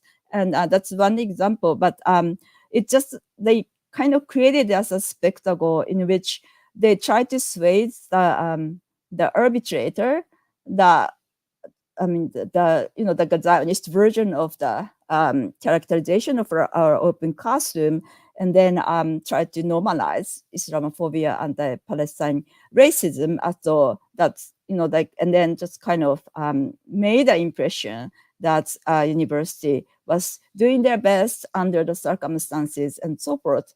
And then, but the universities didn't even hide to show their contradictions, and they have no chance winning this case. Like if you hear their statements, but I just wanted to say that they use the arbitration to kind of, continue. I mean, it's interesting ways in which they kind of control the narratives. They try to control the narratives, and try to suppress the very narratives that we try to centralize in our open classrooms. Like we wanted to talk about the anti-colonial, decolonial feminism, and we wanted to have the conversation free from Zionist mischaracterization and violent takeover of the whole, for example, Leila Khaled's life and work and so forth. But the administration really kind of used the opportunity to reverse, attempted to reverse that. And so, so I guess I will stop and let Dr. Abdulhadi continue. Yeah, thank you, Dr. Kinakawa. Actually, I don't have much to add. I just wanted to basically highlight three things. One is that Dr. Mahoney, President Mahoney today is going to go meet with the encampment on campus, and we and many of us do not believe that this to be aside from public relations ploy. The reason for that is because this is what Dr. Mahoney did in the arbitration. As Dr. Kinakawa said, she published multiple statements that are pro-Zionist. She actually published a statement to campus where she said she's against Islamophobia, anti-Semitism, and anti-Blackness. But then when she published the same statement in the newsletter of the Jewish Community Relations Council, one of the folks who are basically attacking us, she removed Islamophobia and anti-Blackness and only left anti-Semitism. And she was congratulated by the head of the fundraising for the Jewish Foundation of San Francisco on Twitter. Then Dr. Kinakawa mentioned that they did the rally with Hillel, in which the Israeli government participated. The consulate of the State of Israel participated with the university at the same time as we were silenced. So she does this all the time. She did it on the arbitration, smiling and all of it. I support academic freedom, and we keep saying that put your money where your mouth is. We believe deeds, we don't want words. And this is the same thing as universities who have been repressing Palestinians have been saying all around. The second thing is that, and I also agree with Dr. Kinakawa, is that and this is part of the Zionist tactics, is to remove the whole content of what we were trying to do. Our event was called Whose Narratives? Gender, Justice, and Resistance, a conversation with Leila Khaled. They tried to shift the whole purpose of it to focus on terrorism, to scare us in order for us to spend 2-3 months trying to actually show that we are not engaged in anything illegal, we won't be thrown in prison, but to also take away the discussion of the content it is, and also smear Leila Khaled again, instead of being somebody who's also part of the Palestinian movement, somebody who's been organizing with the women's movement, have been doing all of this stuff and so on, to kind of make sure that she does not appear on the screen so people can actually relate to her face to face as a grandmother, as somebody who actually has her ideas. Or she's not negating that she's a militant, she's not negating what she does, her content, her politics and so on, but they were preventing her from coming into the classroom. And the third thing is that this was one of the things that I think people at public universities, maybe also private universities, will appreciate, that what we were trying to do is, in the midst of pandemic, we were trying to bring into our classrooms luminaries that students never ever get a chance to get. I mean, even private universities have to pay thousands and thousands of dollars to be able to confirm speakers. Here we are, bring 5 amazing international luminaries from South Africa, from Black Liberation Movement, from anti-Zion Jewish queer organizing, from Birzeit University, Leila Khaled. This is what we were trying to bring them all together and have this amazing conversation that we set up for our students. And they deprived our students the possibility of having such an amazing, engaging space to escape this nastiness of the COVID, of the pandemic, of the fact that they're losing loved ones, of the fact that they're unable to pay their tuition, of that they lost their jobs and so on. And the fact that we're offering it at a public university at a great laws and labor and so on. So basically it was all erased. And they are now trying to say, oh, we are actually for academic freedom. The same thing that they are doing today now. And they're trying to also kind of like twist it around and say, oh, there is nothing about the cancellation of the Palestine course in the midst of the pandemic. It's in the midst of the genocide in Gaza. It's just about rescheduling classes. And it's only about shifting faculty around and so on. And we say, like, how is it that only the Palestine course is being targeted? What is it when all the students want to learn about Palestine? So this is one of the things that we are actually asking people to support. I'm going to stop because we'd like to hear from other people. We have an amazing video from Dr. Hafi from Gaza that Sundus has kindly shared with us. So we were going to play it now. He spoke in Arabic, and Birzeit has translated it. So please listen to that. And then we have another video, and then we are actually going to be speaking with each other when we have a fourth video. So go ahead.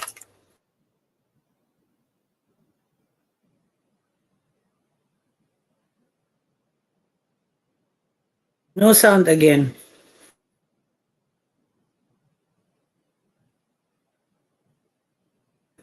Maybe if you want to figure out the sound, put in the children from Gaza, because that's ready, and then we can get that. Can you hear me now? Yes. Okay, I'll try again to present Dr. Hafi's video. 1 second.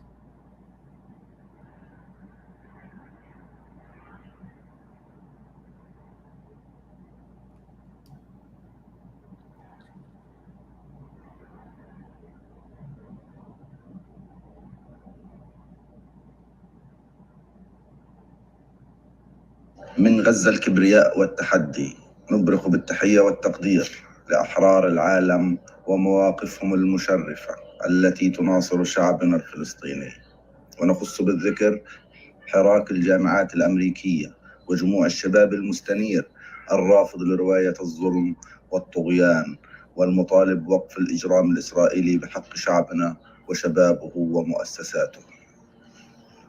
لقد طالت حرب الإبادة الإسرائيلية على غزة كل مكونات الحياة، فضربت البنى التحتية الأساسية في القطاع، وأصبحت رحلة النزوح من مكان لآخر بحثاً عن الأمان رحلة مضنية محفوفة بالمخاطر.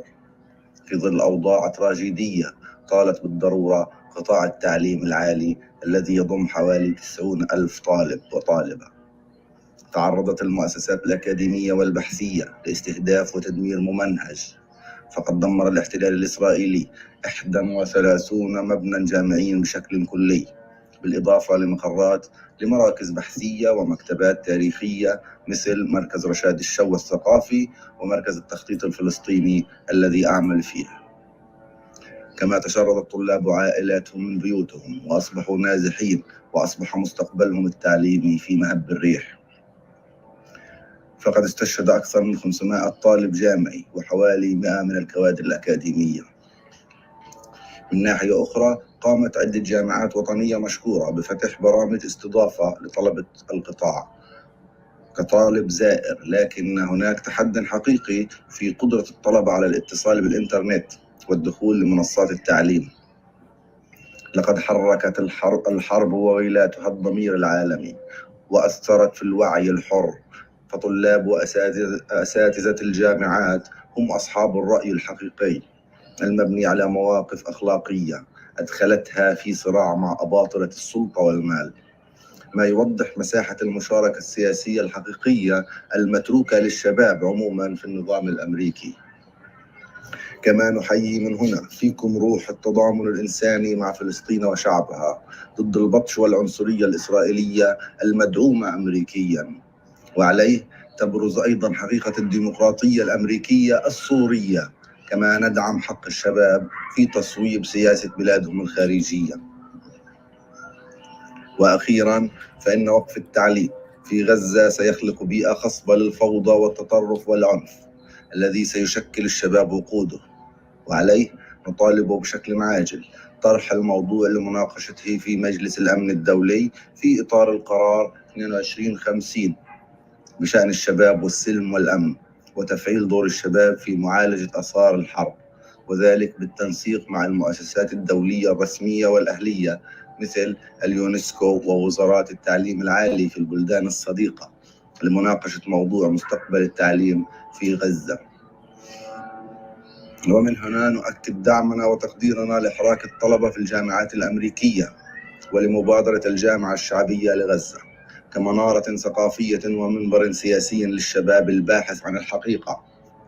فالحرب تهدم البيوت لكنها لا تهزم العقول. وأشكر لكم حسن استماعكم. We are so grateful to Dr. Hafi for being able to record this message, and we are so grateful to Sundus Hamad and the Right to Education campaign at Birzeit University for being able to collect this message and get it to us. It's very difficult for people to join us from Gaza by video, and especially at this time because electricity gets cut off. That's for whenever there is electricity, the internet gets cut off. So this is the only way we are able to do it. But before we go to the next video, I just wanted to again say that this is a video that has been compiled by the International Commission to Support Palestinian People's Rights, and specifically by our colleague Salah Abdel Mati. I wanted to also say a couple of things that I think really our audience will be very interested in, people from Gaza and people from other parts of Palestine actually responded. San Francisco State University Encampment has asked for food, for meals to feed the students who are in encampment, and people in Gaza and people in Palestinian others throughout Palestine decided to donate some money to feed the students who are in solidarity with them. So money is coming to the students at San Francisco State from the starving people in Palestine, saying that we are with you, we support you, we would like to feed you, and if you were coming to Palestine and we were hosting you in our homes, we will share whatever food we have with you. As we know, people who go visit Palestine always are treated. One of my colleagues, when I mentioned that to them, they said, well, we shouldn't be accepting something from Gaza because they don't have it. And I said, actually, they will be insulted. If you don't accept it, you should accept it, and you will be able to pay in kind, and you will be able to support. And this is just a token of appreciation and support, and shows how deep and how material, not only mental and emotional and symbolic the solidarity is. So next we have a very short video from kids in Gaza that was created for us. So we will be showing it. Next, Lean Plug, please go ahead. Yes.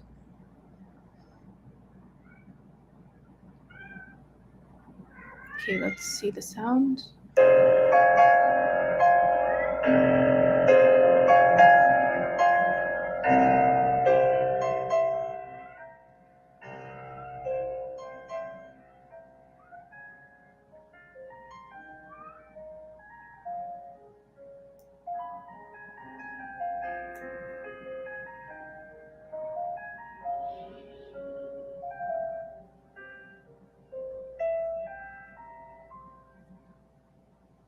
موطني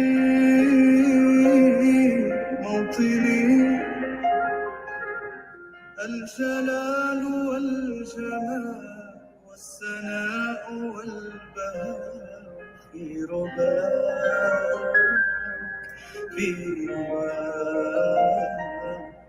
والحياة والنجاة والهناء والرجاء في هواك في هواك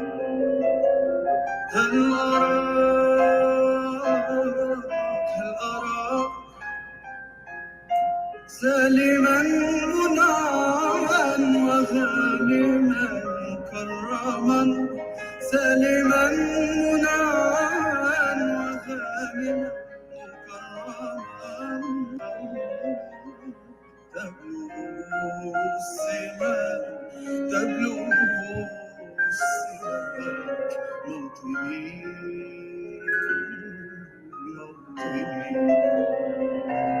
موطني موطني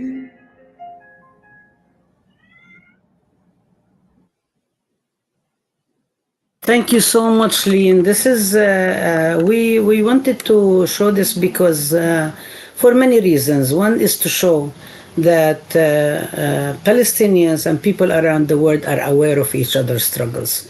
They are aware, they are familiar, despite the shutdown of social media platform, despite the repression, despite the killing, despite the murder and the genocide that's going on around the world. People are aware and in solidarity with each other.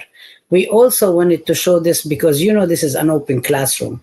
And in an open classroom, as we all know, we are all educators, we always use multiple ways, multiple tools. We show videos, we show documentaries, we assign poems, we read novels, we do analysis, we do all sorts of things for us to be able to kind of like convey what's going on. We ask our students to comment. Sometimes they like, sometimes they don't like. There is all sorts of ways. Pedagogically, that's why the project is called Teaching Palestine, Pedagogical Praxis and the Indivisibility of Justice, which we are really, really proud to have started with Birzeit University. And Dr. Maari was one of our counterparts working with us, and with An-Najah National University in Palestine. We visited throughout Palestine, and we went again. Then we did that along with the universities in South Africa and with community groups in South Africa.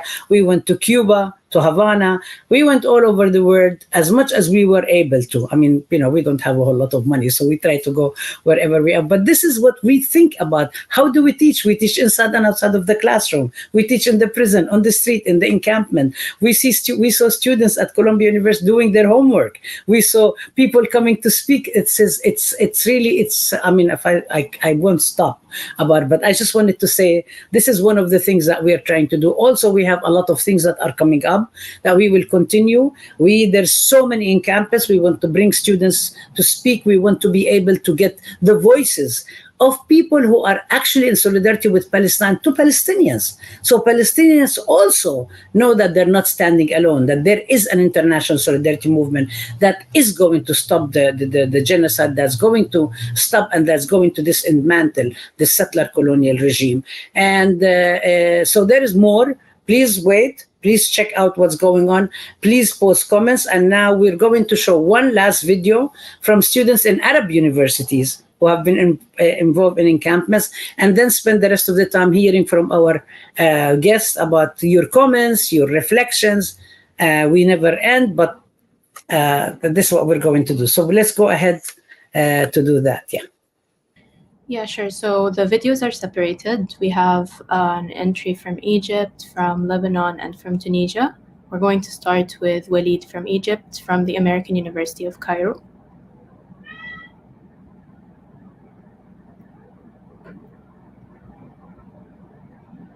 Hi, I'm Walid in Egypt at the American University in Cairo, where we've been showing up physically and digitally to make our university boycott.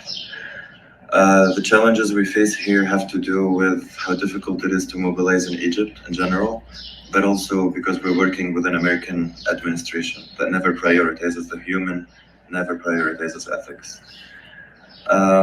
What motivates us is that we're able to create a space for ourselves and each other to mobilize, to call for demands, and to work towards them. We're also motivated by our conviction that the occupation of Palestine is the most blatant case of colonialism that we see today, and it is backed by the Western world leaders. So now more than ever, what I want to tell all student organizers is that this is a global movement. We're in this together, and we will continue until liberation.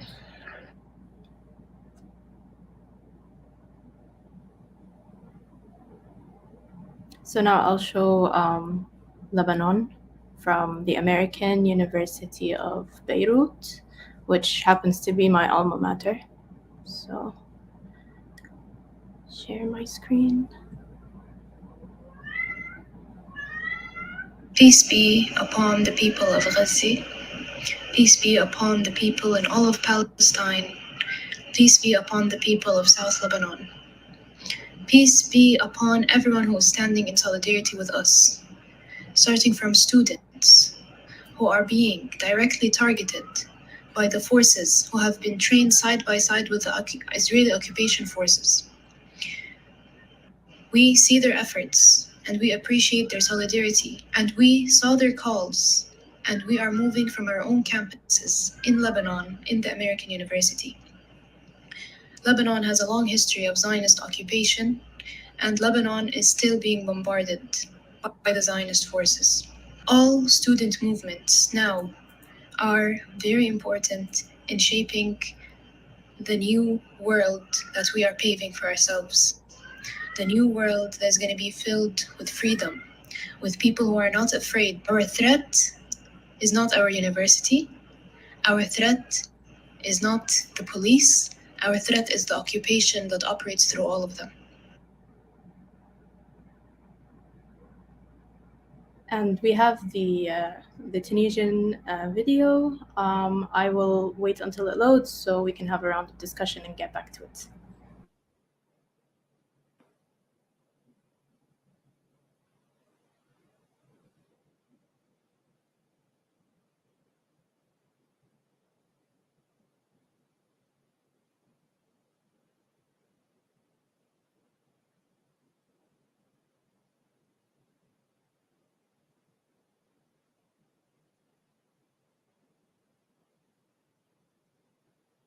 Okay, thank you, Lian. So, as we wait for and I just want to point out, these are two private universities. So, if people think that also students at private universities are also doomed to reproduce the system, that's not true. We know that from various universities. So I'm going to actually call on our guests to actually start, like maybe commenting, because we're winding towards the end. So we will start with the Cloudy Sky. You're the undergrad, so go ahead, and then we will go to to Nanea, and then to Mahdar and to Dr. Mahari. Go ahead.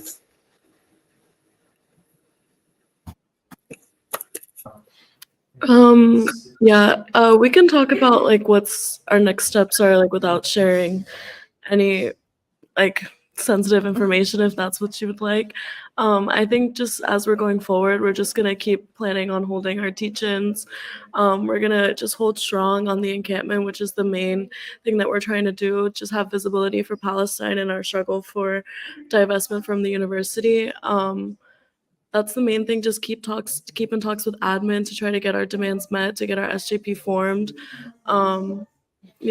Our plans are just to keep all of our people safe. We're in touch with like lawyers and all of those things that we would need if they were to apply like pressure or violence or threaten us with charges or any of that sort. I think we're just trying to stay here as long as possible and see how admin responds and what they're going to do as commencement approaches. Thank you, Claudiska. Thank you for joining us. And Nanea? Yeah, just really briefly, and thank you all again. I just wanted to add that universities like Columbia and San Francisco State and others market themselves as spaces where free inquiry and intellectual discussion, and also radical movements like those of the 1960s can take place. I think in this moment, it's really important that we expose in as many arenas as possible the fact that their actions right now do not align with that marketing strategy, expose the corporate university for what it is. And I'll also just note that while these raids have taken place on Columbia's campus, they have also blocked medics and student journalists from, or any kind of journalists, but in particular student journalists, from reporting on what was happening. They locked them in a building. And for me, this just expresses the fact that the university itself and their donors and trustees are terrified of people knowing what they're doing, knowing about their complicity. And for that reason, it is critical that we continue to fight and continue the struggle to teach Palestine, to teach the interconnectedness of all of our struggles. And for those, especially, younger students, undergrads who are still in encampments right now, please remember that this is a very long struggle. You stand on the shoulders of very powerful, dedicated people like some of the folks on this call. Please don't be discouraged. As the repression weighs in, know that you are in really good company and that you have justice on your side. Thank you, Nanea. How about Mahdar? I don't think there's much to add. I just want to kind of echo Dr. Mari and like this kind of radical freedom conception. What we're trying to do right now is really build the consciousness of all of us as students and as a collective and as people with aligned values to really think through what the future looks like and how we're gonna. So I'm assuming this is what's happening across encampments. And so, long live Palestine. We're here for the Palestinian liberation. And, we're gonna stand until we see the systems and structures bow down to our demands. And so I'm very grateful that you guys had us here today, and very grateful for all the people from Gaza, thanking us, because we want to also thank them for bringing this consciousness to the world, because it really is overdue. And thank you. Thank you, Mahdar. We're going to ask the excuse of the audience to give us a couple more minutes, because we would like to hear from each of our speakers. We are going to show the video from Tunisia, and then we will hear from Dr. Maari, and we're going to hear from Hadil and from Sundus before we close. So go ahead, Lina. I'm going to present Shadi, who's a law student from Tunis. And he's going to talk a little bit about the Tunisian Student Union, which is an excellent example of Arab students organizing. They actually have their own encampment, and he'll talk about it more.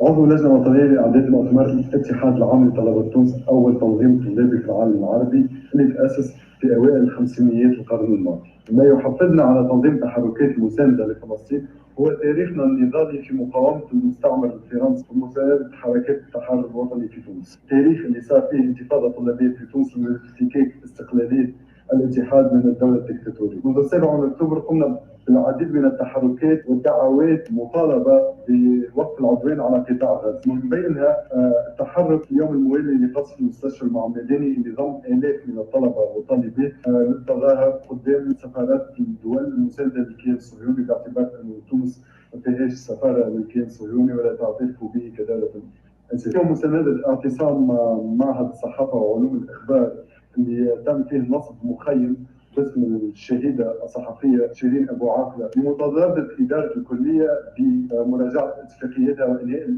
العلاقات مع المؤسسات المالية اللي عندها علاقة بالكيان الصهيوني. وقمنا في نفس الوقت بمراسلة العديد من الكليات والمعاهد لمراجعة شراكتها مع جميع المؤسسات اللي عندها معها شراكة. في الأخير حبيت نقول لجميع الطلبة والطالبات عاشت نضالاتكم لتستمروا في الضغط لطلب وقف العدوان على قطاع غزة، وليعلموا أن هذا الجيل اختار أن يقف على الجانب الصحيح من التاريخ. وعاشت كل حركات التحرر الوطني في العالم، وعاشت جميع الشعوب المضطهدة والمقموعة تحت طغيان الإمبريالية في العالم، وعاشت فلسطين من شمالها إلى جنوبها، من نهرها إلى بحرها، بعاصمتها القدس الشريف.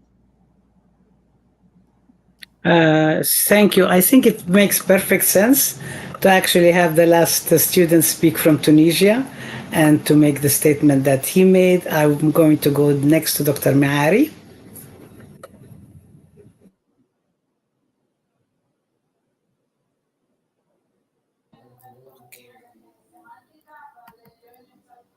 Sorry. Okay.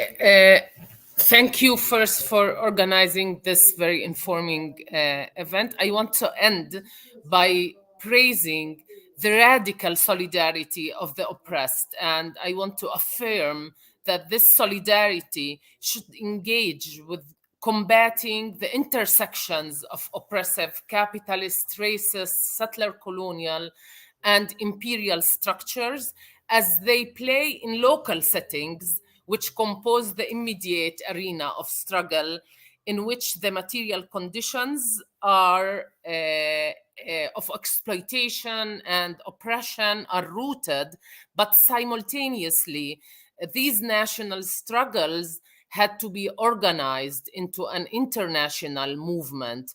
National liberation struggles should be at the heart of these movements, and I hope that Gaza and Palestine can plant the seeds for such emancipatory solidarity. Thank you, Dr. Maari. I was wondering, Dr. Kinakawa, do you want to speak now or wait? Go ahead. No, I just will have a deep gratitude to all the amazing panelists and also everyone. And everyone who worked behind the scenes as well. So thank you very much. Hadil. Thank you all for organizing and for sharing all of your experience. And I just want to say that being in a bubble in the United States, this whole student uprising movement have got us closer to the experience of Palestinian on the ground. And I think this is what's most powerful of it. We're not just seeing it far away, we're experiencing it ourselves. We're seeing it in our bodies, in our mental health.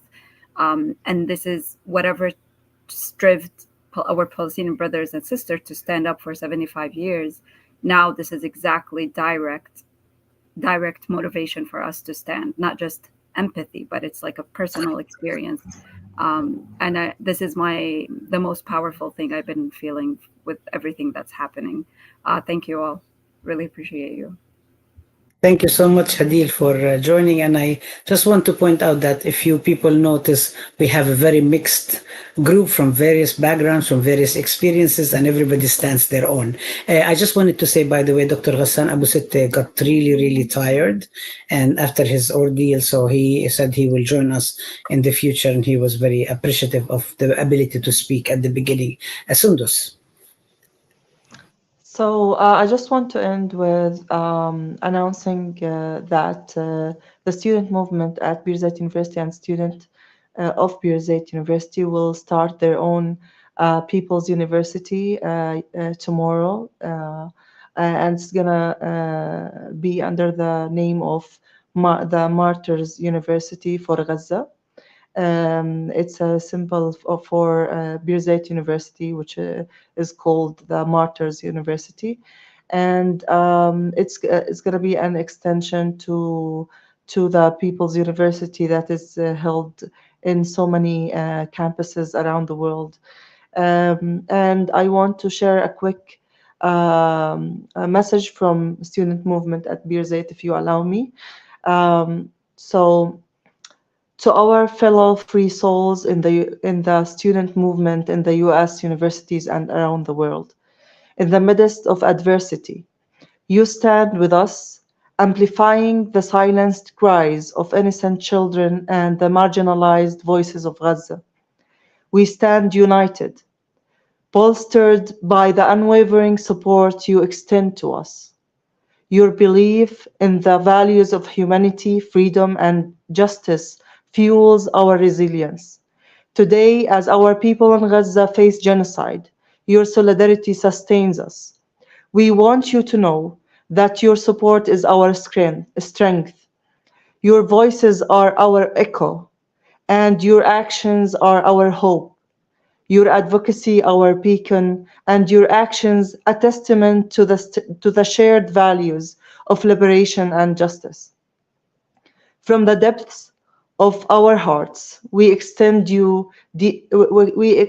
our deepest gratitude. Thank you for standing by our side, for keeping the flame of hope alive, and for inspiring us to persist in our pursuit for a free Palestine, for a world without oppression and without occupation. Together, our collective efforts know no bounds. Thank you, guys. Thank you so much, Sundus. This is really amazing. Of course, I'm very partial to Birzeit because I was a student. I taught at Birzeit. and I've been very much connected with the university and all Palestinian universities. I just want to end by again thanking all of our amazing speakers. I want to thank all the people behind the scenes. Lean, you've been amazing. Doing it bravely and making it happen. I want to thank Laith, who has been involved in it. I want to thank San Francisco State University students who designed the flyer. I want to thank all the organizers who, some of them, Dr. Kinakawa mentioned, some actually came at the last minute, like Feminist Solidarity Network for Palestine, the Black Alliance, Democratic Socialists of America, Jewish Voice for Peace, and many others. Above all, I actually want to say our partnership with the National Students for Justice in Palestine, who have been actually coordinating behind the scene. These encampments are part of the struggle on the local and the international level together. These do not happen in a vacuum. They are part and parcel of cumulative work, of struggle of many years that have started, that will continue until victory is near and until the genocide has ended, until all our people are free. Thank you so much and good night.